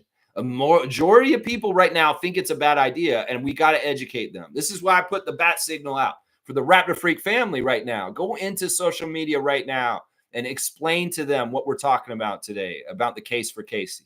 Seriously, explain to them. Explain to younger fans that don't understand the history of the Raptors totally. Explain to people that just are not seeing the picture like I'm seeing it and explaining it right now. Because, listen, we want someone familiar. We want somebody we can trust. We want somebody who's loyal. That's the most important thing to replace the most loyal and trusted person in Raptors history, Masai Ujiri. It's damage control either way. We're not going to upgrade at this position. Masai is just the best. But we've got to do damage control. We cannot hire a toxic person in this hire. We have to make sure this is somebody that will fit in what I'm talking about and what's important. And listen, there are going to be people all over the place sewering Dwane Casey because they think he's a bad coach, and that's what matters to them. This does not matter for this position. The failings that he had in the playoffs with the Raptors do not matter in this position. This is not a factor, not something you should be looking at the resume to think about for this position. This position is a very, very different position than head coach of the Raptors, which Darko Rajakovic holds right now. So I'm just saying, think about this through. And listen, Raptors freaks, go out to Facebook, go out to Instagram, go out to Reddit, go out to X, and put in the case for Casey against the people that are denouncing this idea because they're wrong. This guy would be perfect for this job if they're not going to put Bobby up to the higher position. This guy would be perfect for this job. I'm telling you right now. That's right. Medved saying this, Nuggets have appointed 2 GMs and they've been making good decisions. Maybe something to consider. No, No. The first rule is one cook in the kitchen. I think it's dangerous what the Nuggets are doing. I think that what they're going to do is they're going to have a fuck up down the road, because there's going to be a point where the owner GM and the regular GM are going to get in a dispute about what they should do, and then it's toxic. The whole thing that happened just now with the Nuggets and their problem why they imploded was because Michael Malone and Calvin Booth started fighting, and they did not have the same vision, and that's when everything went south. So more cooks in the kitchen just invites more bullshit. So no, you don't need two GMs. That's asking for problems right there. That's the reason why the Raptors are so successful under Masai Ujiri, because the buck stopped here with him. He was the end-all be-all figurehead boss, and there was no disputing who was in charge. It was Masai Ujiri who was in charge. When you have too many people that may be in charge, it becomes clouded, and it becomes muddled, and it can be such a spawning point for toxic dysfunction for your sports franchise. So no, we don't need more cooks in the kitchen. That's a dumb move by Denver, and they're going to see it in the next couple of years. And you remember the Raptor Freak said it this morning. You remember I said it now, and we'll see the toxicness of their situation come out eventually. Watch. Seymour saying 2 GMs could get touchy because who has the final say? Exactly. Seymour is exactly right in that comment right there. Yeah, Kareem saying awesome football reference in regards to the potential Casey and Bobby tandem. Could be the next Larry Azonka and Tim Kick. Yeah, you like that. It's like, seriously, that's what that position should be. Bobby needs to be working as a GM of the Raptors unfettered. I don't want to see Keith Pelly looking over his shoulder. I don't want to see Keith Pelly second guessing every single thing Bobby's going to do, because I want somebody like Dwane Casey in between, staring at Keith Pelly before they even get in the room with Bobby Webster. That's what we need, is a buffer. We need somebody who can explain it to them, and somebody who'll get in the middle of meddling MLSE and allow the Raptors to healthily run their team correctly without no meddling from somebody like Keith Pelly, like Richard Petty before. That's what I'm saying. I know the history of the Raptors real well, and that's why Johnny come latelys, newer fans that jumped on the bandwagon with the championship. I understand the history of this team, and I want to avoid the mistakes we've made in the past. That's why I say what I'm going to say right here. That's right. You like the football stuff. Yeah. Medved's saying consensus. They both hold each other accountable. Too much power and ego with one guy can make the wrong decisions. That's why, in some ways, you want a special person that's a special leader, a selfless leader, somebody who's not power hungry or just egotistical. And Masai was the perfect example of this, because he could be the end-all be-all, I'm in charge, but he's that kind of leader that listens to all his people and really takes their opinions into heart. And he does a lot of what they do. Darko's the same way as a coach. Darko, with all of his assistants and help, they're all giving him ideas all the time. He doesn't take all of them. They don't get everything they want done, and some of them are upset about it. But he says, look, I'm the boss, but you guys bring me good ideas all the time, and I'll consider it. That's the best boss you can be, is like open to other people's ideas and not above listening to them and not being a dictator. So these are the important things about this position and filling it, is we need somebody who's going to listen to people that work for them and make decisions partly because they told them that's what they should do. That's what they should do. Now, I don't like this. If you have two different people, that's at odds already, because honestly, you could say what you're saying, they keep them in check. Well, you know what happens when things keep in check? Well, look at the U.S. government with the Republicans and the Democrats and how they just block each other. So you can get to that situation where you have two-party system or two people that are GMs and they're just blocking each other. And that's kind of where Denver got to with Michael Malone and Calvin Booth, guys, on the down low. Is like Michael Malone wanted to do certain things, Calvin blocked him in spite, and vice versa. And then all of a sudden you've degenerated into a state like the U.S. government with the Democrats and the Republicans, where nothing gets done because they're blocking each other. That's what I'm saying. You don't want more than one cook in the kitchen. It's good to have a dictator in the NBA as running your team, but make sure he's a benevolent dictator that listens to his subjects. That's what I'm saying right there. Shaq Lindsay saying Casey believed in DeMar and Kyle to take us to the next level. Casey went against the grain with all the naysayers, and we can't win without a certified superstar. Under Casey, we were always the top team in the East. Yeah, he is similar to Darko. He had 2 bad years, but after that, he's going to take off. And that's what's going to happen this year with Darko. Darko had 2 bad years. Dwane had 2 bad years. And then Dwane made the playoffs every single year as the Raptors coach after that. And that's what's going to happen with Darko now. Watch. Seriously, we're going to make the playoffs this year. And it's going to be the first year of many playoff appearances in a row with our young core under Darko, because we're building this the right way. It's going to be great. Kareem saying, a couple of days ago at the end of your stream, I said, someone tell Gilbert Arenas to shut the fuck up. The feds were listening. I guess so. I mean, maybe he should have shut the fuck up. Maybe he should have done a lot of different things different to not be involved in this really crazy scandal. Like, I don't know. This could be really, really bad for Gilbert. This is like something that's not going to go away. 194 for Kareem Thomas. You guys heard about the Miami Heat apparel heists? Like millions of dollars of Miami Heat championship gear were stolen from the team. And there's somebody put a graphic out of Jimmy Butler as the guy stealing it. I wonder if that does have anything to do with it. Is there some sort of weird world where Jimmy Butler started selling Miami Heat apparel out from underneath them while he was the last year there? And his way of getting away with the crime was to force a trade to get out of there. All right, I've done all of my work with the memorabilia. I'm just making this up. This is not true. This is just a goofy thing. But they make it look like it because they made Jimmy a Butler outfit, like stealing the stuff from Miami. I don't know. I don't think Jimmy Butler had anything to do with it. But wouldn't that be weird if that was part of the whole story of why he had to leave all of a sudden? Last year, I don't think Jimmy would do that. I'm going to be honest about that. But he would do this, apparently, on Carmelo Anthony's podcast, talking with DeMar DeRozan about 2016 Rio Olympics U.S. team, and how Carmelo would go out and party constantly. And he was always kind of wanting to sleep in. But Jimmy Butler on the team bus in the plane would always play blaring music and irritate the hell out of Carmelo. And DeMar said that him and Jimmy were doing that to Carmelo on purpose, making his life hell, because they knew he was a little bit hungover. And there was all these pictures of Carmelo on the plane, like looking at him like all angry. But Jimmy was playing that music loud. That's so hilarious, man. That's so hilarious. Medved saying Shed is Lowry 2.0.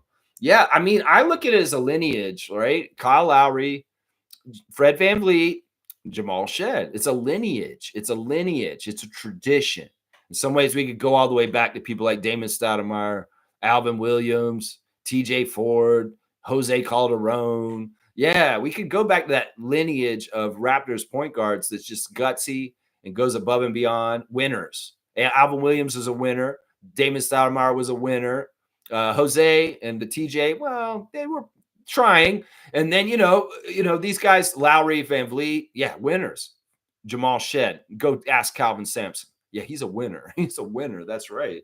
That's right. Shaq Lindsay saying Casey doesn't step on toes and will allow Bobby to do his job. Perfect candidate for the job. He knows everybody here. He knows the city. He knows our culture. He respects Canada. You guys got to understand, you know, if people were worried about him being angry towards us or having a grudge, or like if we hired him, would he like get a revenge from the inside? That's all out the window. He wouldn't do that. He has way more at stake for his own respect and who he is and doing his job than to be petty and do shit like that. Once again, the signs that Casey's completely healed with us firing him when he was coach of the year are that last year he was around our team a lot. He came to Toronto even when he didn't have to. Did you notice they were interviewing him on the broadcast from time to time? Did you notice that he participated in Open Gym and Raptors Dark Side of the Raptors, a.k.a. Raptors Delight, the Sportsnet series? He was very happy to come in and talk about his history and his times coaching the Toronto Raptors and what they did with Kyle and DeMar and Jonas.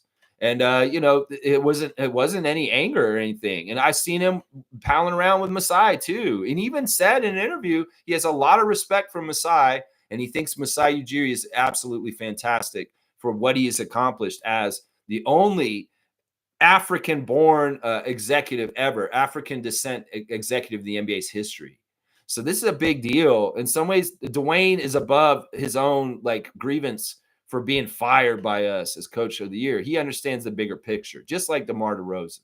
Both of these guys are very, very mature men, grown men. They're not little babies. They're not whiny little bitches.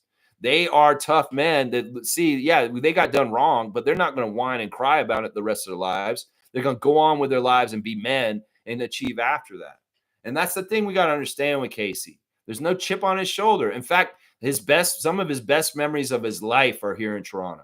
So why wouldn't he embrace a return here in a way that he would come at it with zesto in the right kind of attitude, and in a way, and possibly even mirror and shadow some of the stuff that Masai did before that he saw personally because he was around it.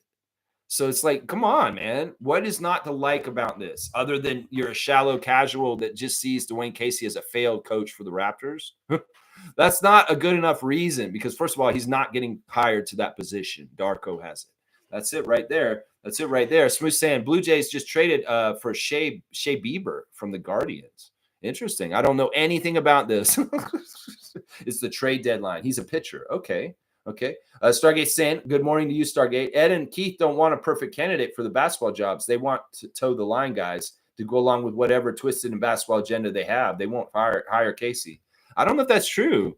Stargate, I know that you want to believe. See, this is the thing, and I love my friend Stargate. He's a very, very intelligent person, and I don't want to gaslight him or anything like that, but I want to say this. We cannot think the worst of the world out there. In some ways, it looks like it, out there. But you have to invite the idea that there's serendipity in this world for good things to happen for you, that things will work out in the end, that in some ways there's forces out there that are actually more good than bad, and the good will win in the end. So in some ways, you got to live your life where life is moving in the way that's in your favor. And all of a sudden, boom, you'd be surprised what you see. There's no telling what these guys' agenda is. You can't say this for sure. It could be that this is what it matters to Ed, and this is probably what's right, is making as much money as possible off these sports teams that he owns. And for that to happen is to be successful. The Blue Jays' success right now is very good sign that, Rogers is trying to win. The Blue Jays are doing something. They just made a trade just now to enhance their team to go on a stretch run to get this pitcher, Shea. So these are good signs that Ed Rogers is not about wasting his time just having sports teams. Maybe he is going to try and functionally run the Raptors correctly so that they can go and do what they're doing. In some ways, he'd be stupid to sabotage something that's already built that's going to make him money. That's the thing that matters and rules his world is this. So if the Raptors can make money because they're winning, I don't see why he would want to sabotage that. So you may be right that they do want to toe the line kind of guy. It's kind of like, yes, man, for Keith. But maybe Dwane understands how to do that dance in between in that position. I'm just saying. I don't know. We can't say for sure exactly what Ed Rogers and Keith Pelly's intentions are until after we see what they do. His intention was to fire Masai for sure. And we knew that for a long, long time, and it happened. But we don't know if his intention is to continue to screw the team up going forward. And I wouldn't put that past them, but I wouldn't guarantee that's actually what's happening. Because it could be that we're going to be fine and we're going to cruise and we're going to be great. That's what they're saying. That's what Keith Pelly wants, is success, right? That's what we want. That's what Darko wants. That's what Bobby wants. That's what Scotty wants. And that's what we all want. I'll bet you Ed Rogers wants that too. So let's not paint it in the worst light. Let's live a life where we think life is out there to surprise us and bless us and surprise us with goodness and positivity. That's what you got to do. If you look for it to be bad for you, well, you'll see that. You'll see that. That's the sad thing. That's the secret in some ways of perception and stuff. Stargate saying we'll probably promote Bobby and Dan one up and get assistant GM. That is a perfectly okay scenario for me. I'm not a dictator where I'm like, there's only one way it has to be and it has to be this way. No, I can see a couple of different routes where this can work. It's just I want it to be one of these functional, non-toxic routes. That's right. Seymour saying hi to Eye Candy. Kaz is here. Good morning, Lex from Rabbit Free Crew. Good morning to you, Trucker Kaz. Mike's here. Going to see Logical Raptors Fanatics up this morning. Will Lou broke down all the candidates and went through their backgrounds. Most started as scouts and became GMs, etc. Casey was the only coach turned executive. Okay, interesting. Logical. Hope all is well, broski. Yeah, respect. Things are solid. Good to hear. Casey is old. Yeah. It's not even a big deal that he's old. That's not even the deal or anything like that. But he has experience. And like I said, in some ways, he knows our franchise really well. He knows our city really well. He probably knows a lot of the personnel. He knows Dr. Alex. He knows the security people. He knows the ushers. He knows Shelby. He knows so many people around our team. It's not like he needs to be introduced. And he probably has easy reclaimed working relationships with these people. So there's a lot that's really good about Dwane Casey for the position. I'm telling you. Trevor's saying Bobby is a better candidate for the job. He already deals with all the NBA front offices, connection with all those GMs, and very smart. That's why in some ways he needs to keep the job he's already in. Because in some ways, that's the thing. If we bump people up, Bobby Webster will not be the wheeler dealer, the tough negotiator, the astute level of talent at the GM position. And that's why in some ways Bobby is, he could be the team president. I don't think that he would not do the job great. But in some ways, with his age bracket, like was said earlier by Medved, he could grow into being a front office guy in a higher level over time. It's almost like he's so young and vital that he could go and do the energy so well for us at the GM level that he's already doing. He's one of the best GMs in the league. And in some ways, it's like, the job for team president is more administrative and not as hands-on. It may be better with the hierarchy with Casey in charge because Bobby can continue to do the job he does so well, the position he's in already right now. That's something that I think about with this whole thing right here, because he has the connections. He's the strong-armed kind of negotiator. He's not taking all the bullshit deals the other GMs are calling us. So it's a proven commodity as a successful person in that position, Bobby Webster. You bump him up, you put Dan Tolzman in there, maybe he's not as good at negotiating. You bring in an unknown guy, maybe they're not as good as Bobby. And you're losing a quality person at two positions with Masai gone and Bobby bumped up. So does that scenario make sense? In some ways, that's why maybe Bobby should just stay as GM because he's so young. He's got the energy to put so much vigor in it. And basically, they just need to replace Masai to help Bobby with the administrative leadership stuff at the top. Like Masai used to. That makes sense, right? That makes sense. Let's see. Monique saying, did some thinking recently. Should be heading to the October 10th preseason game. Oh, for sure. For sure. I mean, maybe we should get something together where we can all go as a group. I could look into group pricing and maybe we can get a group of Raptor freaks for the preseason game. I'm guessing that's the one against Boston. There's one against Boston. There's one against Brooklyn. And yeah, I think that's the Boston date, October the 10th. Kaloy saying the good thing is if Casey being hired, we won't question the integrity of that hire. If there's one thing you can say about Casey, this guy's a real one. What I don't want is a slimy hire. We got enough slime with fuckface Keith Pelly. Kaloy, you're getting a dunk. This is totally true. That's another thing that's really a plus about Casey is he has a man of utmost integrity.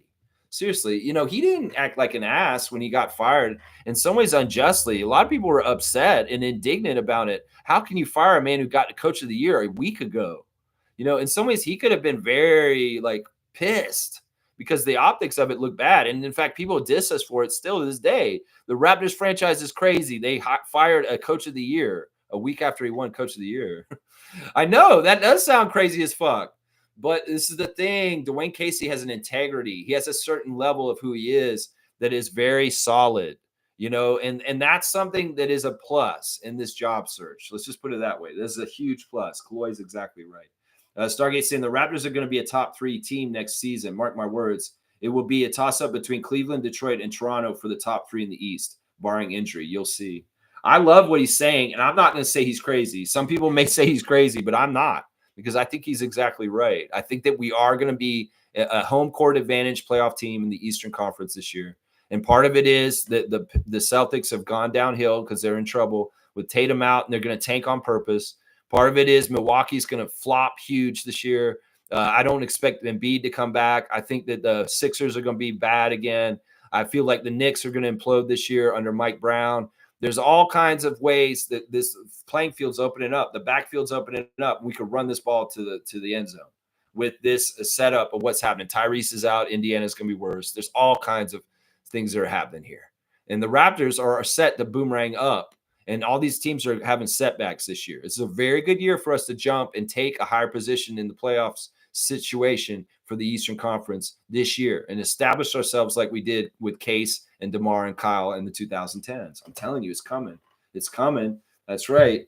That's right. Monique saying Norman Powell did his first interview for Team Jamaica yesterday. All right, let's go to the Instagram stories since Monique brought it up. First of all, Toronto Tempo President's putting out the WNBA Canada game ticket giveaway is going on.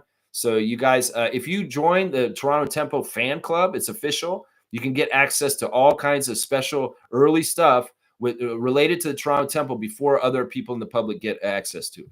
So highly recommend becoming a Toronto Temple fan club official member, because there's all kinds of perks coming. There's Teresa in front of the sign, says, "Welcome to the W." She looks so happy.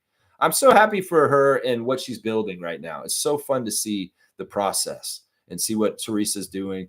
There's Colin Murray Boyles putting up threes back in the community, back in his stomping grounds back in the day. Yeah, he's putting up a lot of good threes. The form looks good, and it looks like he's nice and uniform with his shots at one after the other. So keep going, Colin Murray Boyles. We're going to need you to hit that corner three. That's going to be a very vital thing for your career. Trust me, you're going to need that. You're going to need that. But yeah, we're seeing more pickup game stuff with Colin, hitting the corner three, getting steals, doing stuff like that. The man's going to be making his way to Europe next. He should be in Spain tomorrow, because it's going to be August. And the Raptors training camp in Madrid, Spain, at Real Madrid's training facilities is going to commence in the next couple days. Travel day to get there. There's Serge Ibaka is in LA. He's eating at a famous restaurant, and there he is at the court side of a WNBA game with his buddy. Yeah, Serge, live your best life. There's some signs that Chris Boucher is pissed off, guys. Chris Boucher on his Instagram has got the kid from Boondocks, the tough brother, and his mood is seriously pissed, is what it looks like. So it's sounding like Chris is pissed off, guys, as of last night.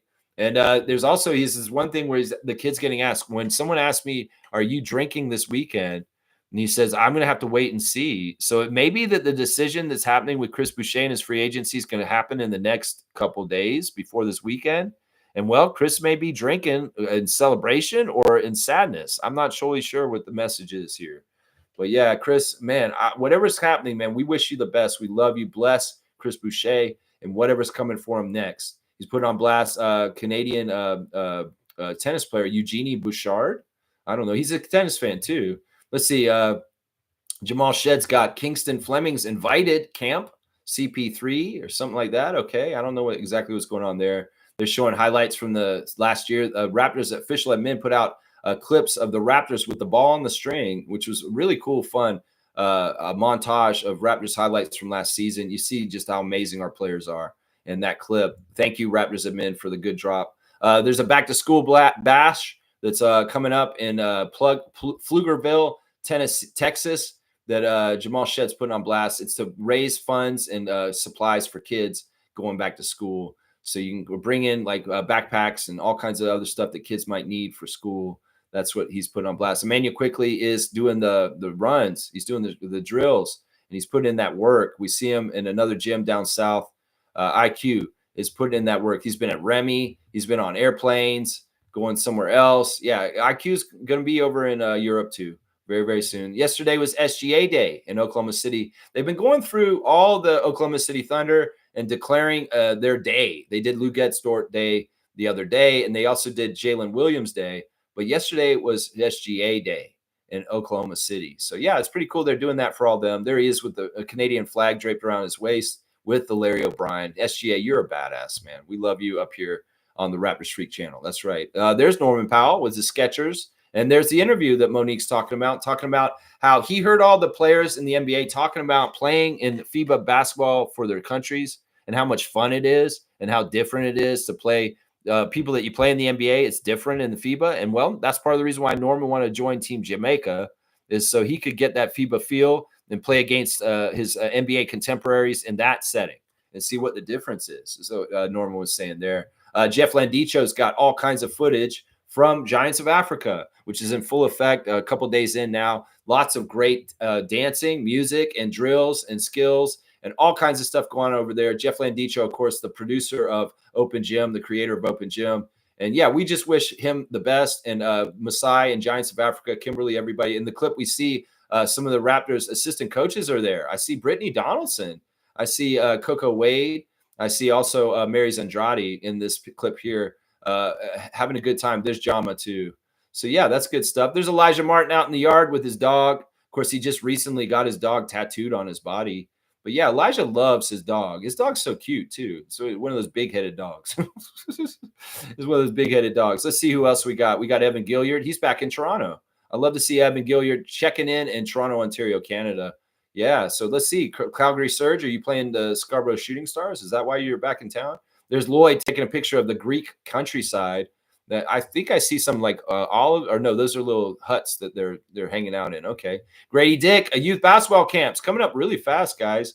In Wichita, it'll be in Bel Air, Kansas, August the 10th, 2025, 2 p.m. to 6 p.m. Boys and girls, 6 to 16. You are invited to Grady Dick youth basketball camp in Wichita, Bel Air, Kansas. That's right. Jacoby Walter putting in that work with some of his other alma mater guys from his youth, like Case and Wallace. So he's out there putting in work with other guys from around the league right now. Scotty's got quite the scene on his Instagram. Scotty Barnes in Greece, and a big party with a lot of people enjoying his time off. Well, it's about time to get to work in Madrid, my guy. So get on that plane and hop from Greece to Spain and see Mr. Rajakovic. You got to start the training camps coming very soon. Jack, hello, Jack Armstrong is Comedy Records weekends coming up, guys. Jack Armstrong is involved, and that will be going on this weekend. Charity basketball games with comedians and the industry. It'll be at Mattamy Athletic Center on Sunday the 3rd at 1 p.m. If you want to go and support Comedy Records and their great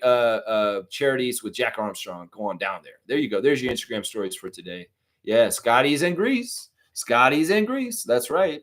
Smooth saying Shannon Sharp got fired. Yeah, we knew that was going to happen. It was just that the other shoe had to drop at a certain point.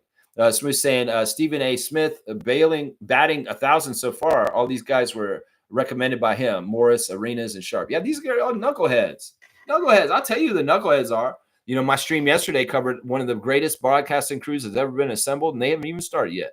And watch, they're going to be badasses. Michael, Vince, Tracy, Carmelo, Grant Hill, Jamal Crawford. Yeah, this is going to be epic stuff. I'm telling you right now, they're going to be great. And all these jabronis that have been on the news on doing a ESPN for a while, like Kendrick Perkins and these guys you named. Yeah, they're going to look like they pale in comparison to the product that NBA on NBC is going to put out. These guys are going to be real journalists, knowing what they're talking about, top of their field. Michael Jordan's involved. Come on now. You're going to think that Michael Jordan don't know what he's talking about when he talks about the current NBA. And these guys are going to be working on talking about the actual sport and the X's and O's and the game, and not all the extraneous bullshit that the ESPN heads like Stephen A. Smith and Shannon Sharp like to talk about. So, yeah, NBA on NBC is going to come and show everybody how to cover the NBA correctly once again. Trust me, it's coming. That's right. Kareem saying, Reggie, you might be onto something. Is Stephen A. Smith Clayton Bigsby? I don't know. This poor guy. I mean, I'd like to see him get his day at some point, but I don't think they will. In some ways, he seems like he's going to be in there. Mike saying this: the Bulls run like the president is the real GM, and Mark Eversley is number 2, like how it was at first with Masai and the Magic executive. Now that was our first GM under Masai. Yeah, whatchamacallit, who went down there? I forget his name. Let's see. The Bobby as Prez could work still. Yeah, Jeff Weltman. That's right. That's his name. He was our first GM under Masai. Yeah, I mean, listen, it's not like Masai didn't help Bobby do the job, but he did let Bobby do all the legwork. A lot of the calling places and stuff, sure, Masai may did some of it, but Bobby was doing the majority of it. And then, it's just kind of overall quality control is what that position Masai was in. Is as far as like, is the Raptors franchise and brand, is the team going in the right direction as far as like roster-wise? Is it like, are we also like doing what the owners want? I'll talk to them for us. He was kind of connected to everything and kind of overall quality control, Masai Ujiri. And that's kind of what that position is. It's not necessarily do the jobs of the GM. It's not necessarily, make the designs of the new jerseys and the way we're going to look. But there is a grand vision that he holds in his head that sees the whole big picture. And he wants to make sure that the decisions are made for the franchise are true to that vision, is what I'm saying. And that's kind of what Masai was doing, right? Shaq's saying, little off topic, but what was the appeal for Brandon Ingram to extend with Toronto? Brandon Ingram says he loves the roast. I think the difference with Toronto compared to other starting 5 rosters in the league is our 5 are not only scorers, but facilitators. They can play with the bench and other rotation pieces. Okay, you're meaning the word was what he loves our roster. Yeah. I mean, he's smart. He's a basketball guy. He's a junkie. He loves to play. He's cerebral. Some people say, oh, no, he's a knucklehead. No, he's not. The man knows his basketball. And from the outside, he looked at what we're doing with Coach Rajakovic and everything. And he's like, you know what? This is a really healthy team. And there's a lot of cool stuff going on here that's different than what I dealt with in LA or in New Orleans. And I'm excited to be on a team that's functionally like kind of doing well. And that's the thing right there. He can see the promise in our young players. He sat on the bench last year and saw them real up close. So yeah, there's a lot of reasons for him to sign that extension. It's also money, and he wouldn't have gotten as much on the free agency market this summer. That's a big part of it too, right there. But yeah, the situation's healthy and non-toxic, and he likes it. And he was very happy to extend with us for sure. Most saying W Stream, W Vibes, go Raptors for life. Keep at it, Lex. Raptor Free Crew strong forever. Just helping me limit the comments. Yeah, I'm at an hour and a half. I got another half hour to mess around. Y'all, the phone line is open. If you want to call me on the phone, you can tell me what you think about Dwane Casey as possibly being the team president of the Raptors. You can talk about any of the subjects. You want to talk about Brandon Ingram? You want to talk about Scotty Barnes? It's a free-for-all. The think tank is open, and I want to hear what y'all think about Raptors-related issues. And, maybe even NBA-related issues. That's fine. Yeah, it's totally fine with me. All right, let me get on my tabs. Yeah, it's just disappointing that 391 people versus 31 think that Dwane Casey would be a bad hire. That's a very uneducated thing to think. I'm telling you right now, he'd be perfect for the job, and he'd very much help us in this situation. All right, straight goods on Canadian goods, guys. Today, I'm talking about beans. That's right, canned beans. Do you want to support Canada? Do you want to know what Canadian bean company to buy from? 100% Canadian owned. Beans are grown, processed, and packaged in Canada, and they focus on sustainability in Canadian agriculture. This company is called Cullen's. Cullen's beans are great beans for you to buy. So if you see the name brand Cullen's Foods, Cullen's is great for Canada. It's a Canadian company, as I said. Everything's sustained here in Canada, grown here, everything. The whole kit and caboodle, everything stays here in our economy.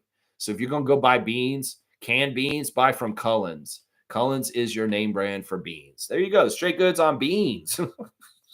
Beans. That's right. Beans.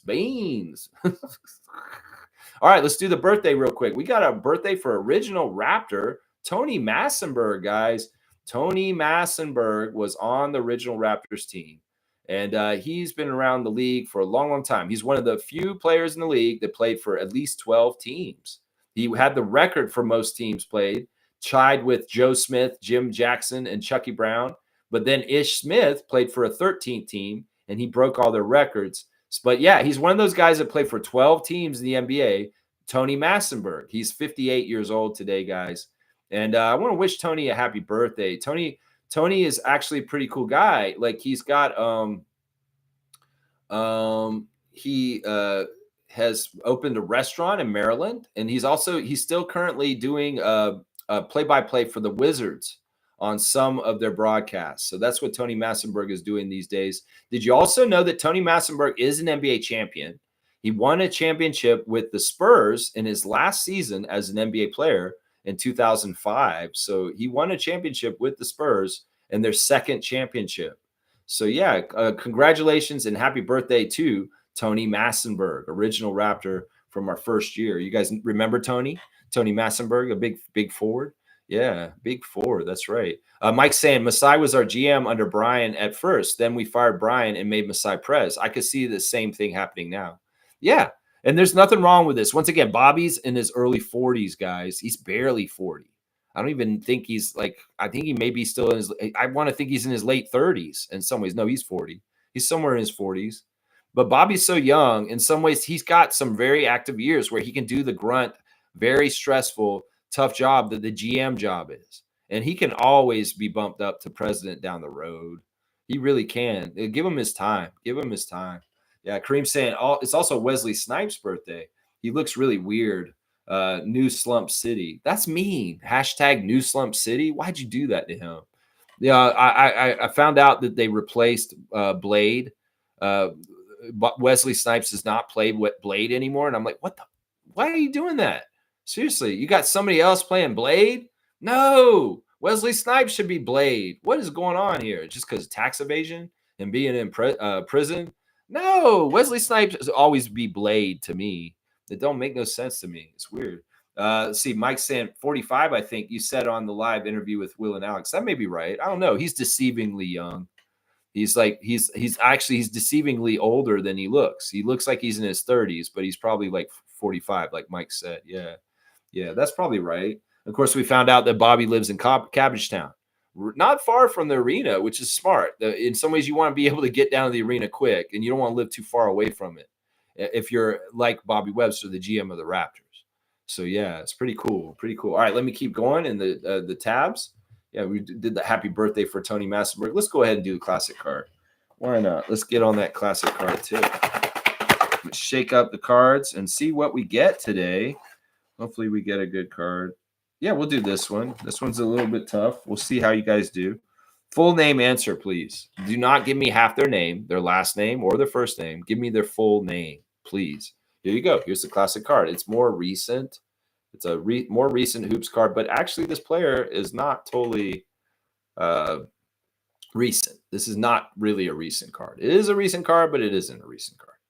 It's not as classic as some of our cards, like 1990. This is more recent, but it's not totally current. Let's just put it that way. So yeah, full name answer, please. If you can tell me which former Celtic this is. I think you can kind of tell who it is, maybe. Maybe not. There's some connection with this guy in our Raptors team. Marcus Smart's a good answer, Mike, but it's not right. It is from that era, though. So you can kind of guess who was a teammate of Marcus that might be this card, but it's not Marcus. It's not Marcus Smart, the latest Laker, which I think that that's kind of a joke. Along with DeAndre Ayton. They got DeAndre Ayton and Marcus Smart, and they reloaded. Okay. All right, LA. Kemba Walker is right. Good job, Mike. That is Kemba Walker on the card. Of course, Kemba Walker got exposed in the bubble series against the Raptors, and some blame Nick Nurse for ending Kemba Walker's career, and he now plays overseas because of this. Now, I'm doing the 5-year anniversary of the bubble stuff that happened in the NBA at this time. 5 years ago, the Raptors were in Orlando in the bubble, playing exhibition games and regular season games to get ready for the bubble playoffs, in which they swept the Brooklyn Nets, and then they played an epic 7-game series against the Boston Celtics and Kemba Walker. You guys can relive the 5-year anniversary of those games on their dates. If you're following this channel, the clips are coming out. There's going to be one coming out tomorrow.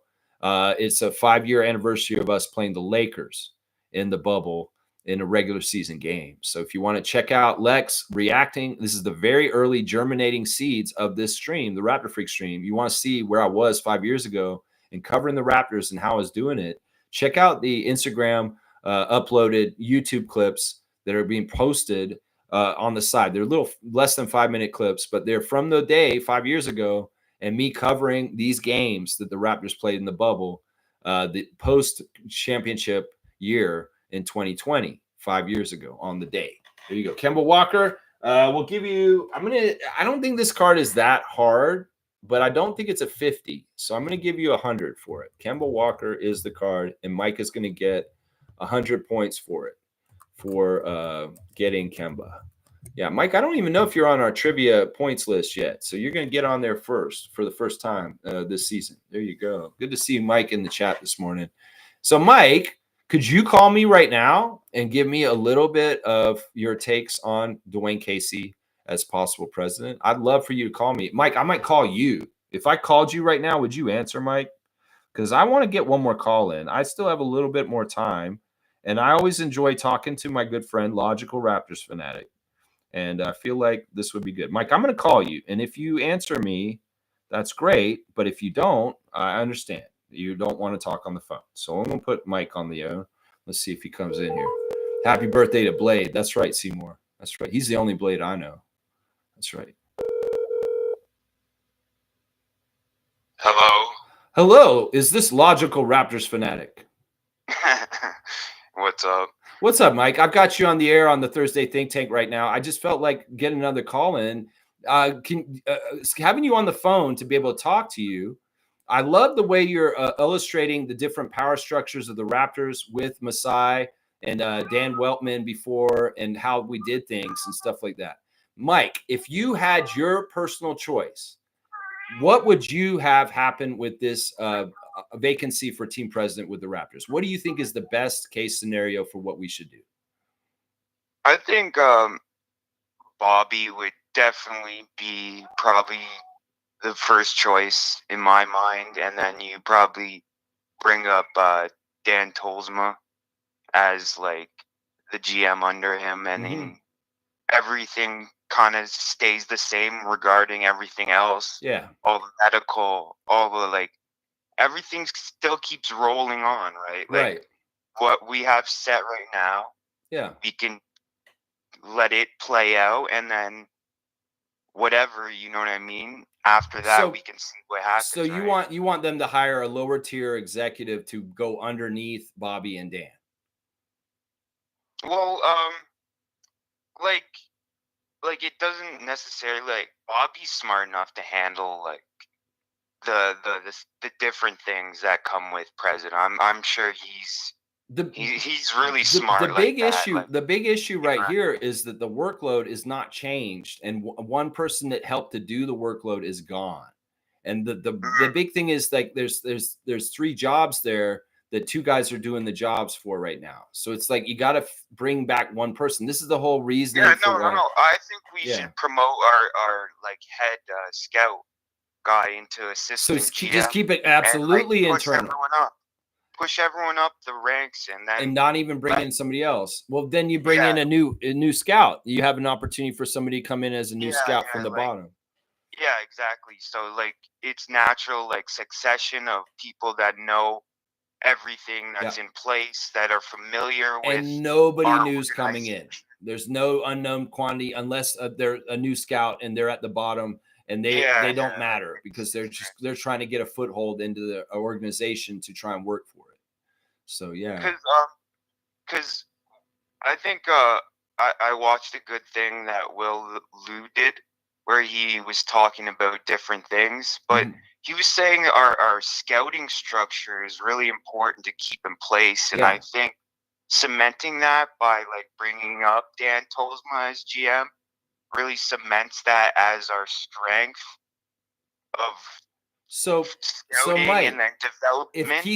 If Keith Pelly decides that he thinks that Bobby's best at GM and he doesn't want to bump anybody up, who do you think would be good candidates for the job above Bobby in between him and Keith Pelly? It's hard because I don't know these people personally, so it's a little bit different on that. So you've heard names like Chad Buchanan, Kevin Pritchard, Bob Myers. There's been a couple other names that are around the league and other teams. I like the diversity of what they're looking at. They're looking at a lot of different people. It's not like a clone of the same person. So I think they are doing some due diligence around what they want to do. I think that the points by some of the people in the stream today that not trusting the ownership as far as their intentions and what they're going to try and do to replace Ujiri, could you see, like, well, I think as soon as they make the decision, I'll be able to read through whether it's a good one or not. And what do you think the message would be? Like, say they did hire Dwane Casey as president, and all of a sudden most of the Raptors nation's up in arms and they're crazy and they think that it's a really bad move, and then they're like getting mad at Ed Rogers for that. I think that they should be the opposite. I think they should be, okay, this is good because we've got a familiar guy we can trust. But I could see this scenario working out this way, where it's like they see Casey as a retread and they're kind of like, why are we doing this? And like, but they don't understand the whole reasoning that we're trying to explain on this show today. I feel like that would be really weird situation where like the fans reject him. What's that? Go ahead. I think they don't understand Casey's been doing a different job for the last bunch of years. Yeah. He's been setting up the Pistons scouting and development stuff behind the scenes. And one of the reasons that they're doing a lot better now with like getting certain players and actually able to like develop them somewhat. He built a reputation for Detroit, and he made Detroit a more attractive place to be. And now they're getting better free agents, and now they're getting some traction with their centerpiece around Cade Cunningham. And, these are things that, he are under his watch, and he was a part of helping to happen. So I think that, like, the thing I would say to general Raptor fan right now is Dwane Casey's been in multiple situations in his professional career where the franchise he's associated with is moving upward. Like the Mavericks, as an assistant coach under Carlisle, they moved upward and won the championship. On the Raptors, he came in and took a team that was at the bottom of the standings and moved them upward. He did the same thing with Detroit. So I just don't get how Raptors Nation can be sleeping on this so badly about how Casey's a successful guy. And you guys thinking he's a failure? Well, do you think DeMar DeRozan's a failure as an NBA player also? Oh, you do? Well, you're an idiot, and you don't look at the right things is what I would tell those people. So, Mike, anything else you want to say real quick before I let you go? I don't know. Yeah, just like there's a couple interesting things. The only people that I really like are probably like Casey, Bobby, Mark, and I think the two indie guys maybe could be okay. Yeah, I don't think it's realistic that we'd get Pritchard because honestly, Pritchard, that would be a lateral move, and he's just coming off an Eastern Conference Finals appearance with the Pacers. And in some ways, it's like, I just don't see it. I think that. No, but the thing is that the indie, they're really, the owners do not spend the same way.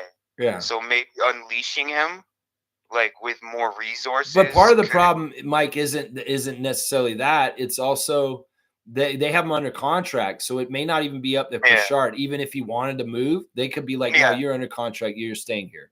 You know? Yeah, I'm just saying, like, out of the guys that I've heard of them talking or wanting or did background on, whatever. I mean, I think those 5 guys, if we can get like one of them, probably could be really good for us. Right on, Mike. All right. Well, I appreciate you talking to me so early in the morning, Mike. And I hope you have a great rest of the day. And I appreciate you letting me call you. It's all right.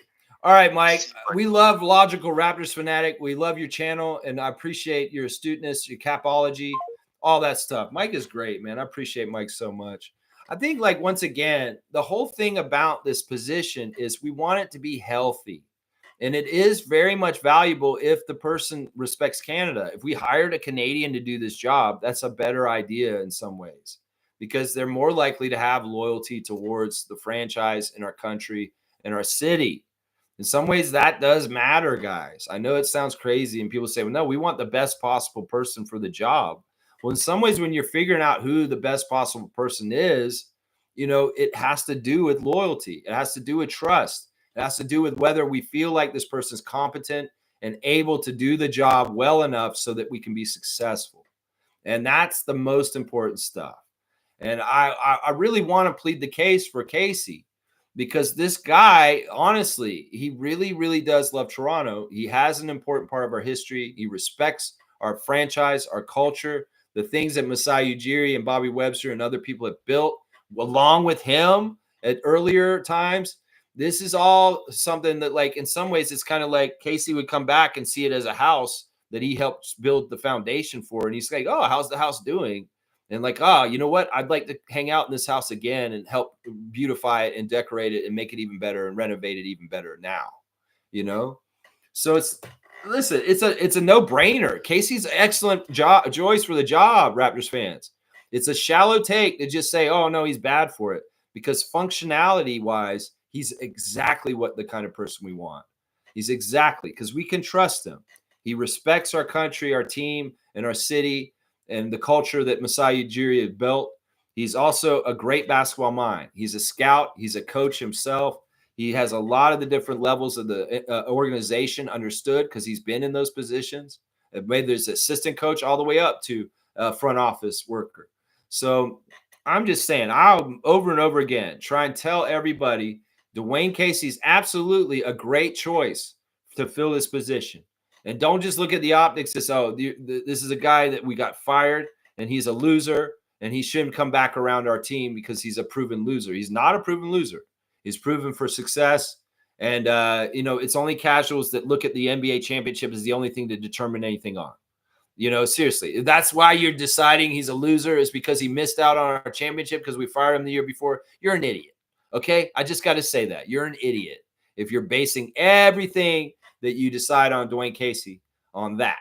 It's the same people, like I said, that disrespect DeMar DeRozan and say he's a loser just because we traded him right before we won a championship. That's shallow, low IQ thinking. DeMar DeRozan's a top 25 all-time scorer in the history of the NBA, cumulative career-wise. And you don't get to that point without excellence and success. The NBA championship is not the end-all be-all in the NBA, guys. Charles Barkley never won one. Patrick Ewing never won one. John Stockton never won one. And these guys are still important legends in the history of the NBA. It's very rare and tough to win NBA championships. That's why y'all spoiled-ass Raptors fans who don't understand this from the 2019 championship, just how special it was. So, yeah, and it's very difficult to get the next one. We will get the next one, though. And I'd love to see Dwane Casey be the team president that does it so that he can hold it up and feel that shine of the championship in that position. And in some ways, he'll be winning it for Masai also because he'd do it in his honor, even though that man fired him at some point. And what a sweet, special turnaround that Casey can come back and get a ring with the Raptors as the team president when they get their second one with Scotty Barnes as the franchise face in the nucleus. That sounds like a beautiful future to write right there. What I just said right there. That sounds like a beautiful, beautiful future. Kaloy saying somehow Casey has gotten the reputation of not smart because of his playoff losses, which is dumb to these fast Raptors fans. I'm going to say it once again, and I'm completely honest on this. Casey was not quick on his feet with his changes and alterations during the playoff atmosphere. In some ways, that was a plus that Nick had over Casey was he's lighter on his toes to change and adapt to the changes in the games with adjustments. That was his Achilles heel, and it did absolutely hurt us. There's a clip that's on Reddit right now where they're showing Casey throwing a play up that's on the wrong side. Listen, motherfuckers, you try and coach the NBA. You try and be perfect every single play in the NBA. Everybody makes mistakes in the NBA when they coach. It's just you want to lessen the mistakes. But you know what? You didn't even coach a high school team or any other team, people that are criticized Dwane Casey. He got to the NBA, and even if he made some knuckleheaded mistakes at times, everybody makes mistakes at times. That's part of life. And in some ways, like, look, he's at that level. You know, these coaches that are coaching now, they make mistakes too. All of them. They fuck up. Rick Carlisle fucked up at times during the finals, just like Mark Dagnall fucked up at times in the finals too. So it's just a part of the game. You're not perfect. You're not going to make every single decision as a coach exactly right. You're going to fuck up from time to time. That is part of it. And, well, you guys want to show a highlight reel of Dwane Casey, all his fuck ups as a Raptors coach? Well, you're not looking at the right thing here. You're not looking at it. Everybody makes these decisions and makes mess ups and stuff like that. Yeah. It's different skill set needed for being executive. He's not being hired as a coach. Exactly. He can sit back and ponder. He can think about things. He can worry about things on a bigger scale and a bigger way and not in the fast moving way. Darko has to worry about the adjustments. Darko has to worry about the substitutions and making the adjustments when we get the playoffs of making the right decisions in time, in the real time of what has to happen in the chess game that the NBA playoffs can be, coach versus coach. You know, it's like, you know, Casey's a great regular season coach. I won't disagree with you. He's also not the best playoff coach. I won't disagree with you. But that's not what we're hiring right now. We're not hiring a guy to take our Raptors into the playoffs as a head coach. No, we're hiring a man to be the team president. And in some ways, he would be able to do that exactly right. He would. I know it. I know it for sure. I'm telling you right now, Casey is the right guy. He respects our team. He respects our city. He respects our culture. In some ways, he would do things in the honor of Masai past him. In some ways, that's what it is right there. Yeah. Shaq Lindsay saying that Colin Murray Boyle's looking nice in a pickup runs in LA. Probably my first time I've ever seen someone play defense in a pickup run. I love it. I mean, he can't help it. It's part of his DNA makeup as a player. He is a defensive player first. And I love that about Colin Murray Boyles. That's probably a big reason why Bobby and Masai wanted to draft him, is because defense first is a calling card for the Raptors players that we like. All right, y'all, I'm going to finish up, everybody. Thank you for watching the Raptor Freak Thursday Think Tank call-in show. I wanted to make the case for Casey, and I hope I've made it very, very clear why I think he's absolutely an acceptable choice, and he would be fantastic in this role. You guys got to understand, there's all kinds of decisions that could be made in this decision that could be very bad for our team. And in some ways, an unknown quantity, somebody that we don't know already, is scary to me. They could be very good. I'm not going to lie. An unknown person could come in and be very, very good at the job. I won't disagree with you. But there's way more unknown about it than a known quantity, a known person, a person that's already worked closely with the people that are already here and knows them and has working relationships with them already. In some ways, you know, the NBA is about drafting sure things, right? In the playoffs. And I mean, in the draft, you want to draft a player that's not going to be a bust. You don't want to make a risk on somebody like a Common Malawak, possibly. You'd rather get a more steady, dependable player by the metrics and Colin Murray Bulls. Well, in some ways, the hiring of the next team president for the Raptors should be looked at this way too. We want more of a sure bet. We don't want to bust on the team president job, Keith Pelly. So be real smart. Be real smart about this. Because in some ways, I'm judging you like I used to judge Richard Petty. And I'm judging you on whether you're actually being toxic for our team or you're actually trying to help our team. And that's next decision is going to tell me a lot about what you're doing. Firing Ujiri right there was toxic for our team. Let's just not get it twisted. Firing Ujiri was toxic for the Raptors and unnecessary, to be quite honest. And that's why I say fuck you, Keith Pelly, today. I'll say it to the rest of my life. I say it on behalf of Masai Ujiri, and fuck you, Ed Rogers III, too. Yeah. But yeah, in some ways, what the move you make will tell me whether you're for us or not. You're going to show your hand to me slowly by slowly, Ed Rogers III and Keith Pelly, with your intentions towards the Toronto Raptors and what you want to mold them to be in the near future. You can show me your intentions by your decisions. So let's see what you're going to do. That's what it is, right? The case for Casey's strong, and I hope that you've been swayed a bit more if you were a person who was kind of against the idea of it. I hope you came and watched my stream today, and hopefully I gave you some good points on why it would be absolutely a great hire. Seriously, Casey's an important part of our history. He's a very, very good part of our history. He's a successful part of our history. Let's not get it twisted. Let's not get it twisted. Mike is saying this. Casey is a defensive coach at start. He probably understands developing defense and could enhance our system with new stuff he learned on the Pistons. I don't know how Bobby would feel, though. I don't think Bobby would have any problem with, Bobby's not an ego guy. In some ways, Bobby is younger than Dwane. He could look up to Dwane as an older man and say, there's certain things that Dwane did in his career that I don't understand. So I don't think this is an issue. I think that the seniority of age can help a lot here. Even if Bobby was possibly over Dwane earlier in the Raptors history as a head coach, a GM over a head coach, it doesn't matter. In some ways, Bobby Webster is not an ego like this. He's smart. He's smarter than that. His ego's not going to get in the way. In some ways, he wants to do a good job for the Raptors as the GM. And, well, if he has somebody working with him that he knows and he can work with, and Dwane Casey, he's going to be perfectly fine. I think that people are throwing a lot of labels on Bobby that he's got ambitions. And if he doesn't get his ambitions, he'll be unhappy. I think that's absolutely wrong. Bobby Webster knows that his progression in his professional career in the NBA is going to logically move forward and get better and better no matter what, because he's doing a good job. So in some ways, he doesn't have to worry about advancing so quickly. In some ways, that's the way you burn out as a career, is because you push too hard too soon. He needs to allow the natural steps of things to happen in the progress of his job title. He got GM a lot younger than most people do. So he's already ahead. Let's just put it that way. All right. Thanks for watching the Raptor Freak stream today. Please like, comment, subscribe, and share. Join the channel so you get access to the hotline to be able to call the show. You can be a subscriber to chat in the chat. But if you join as a member, you get access to the phone number. So you can actually call and have your voice on this channel. And in fact, down the road, we're going to try and get Discord integrated with this channel more. And I may be able to put the face with you guys, 2 boxes, mine and yours, in here. But members get preference and preferential treatment to be able to be one of the talking heads on my show when that development occurs. So yeah, you want to be in line to be a talking head on the Raptor Freak show, join as a member and support the channel monthly. There you go. I appreciate everybody. Let's go Raptors. I'm watching you, Keith Pelly. I'm going to see what decision you make. And I hope that you do the right one for the Raptors. I'm giving you a chance, Keith. In some ways, y'all stepped in it by firing Masai for no reason.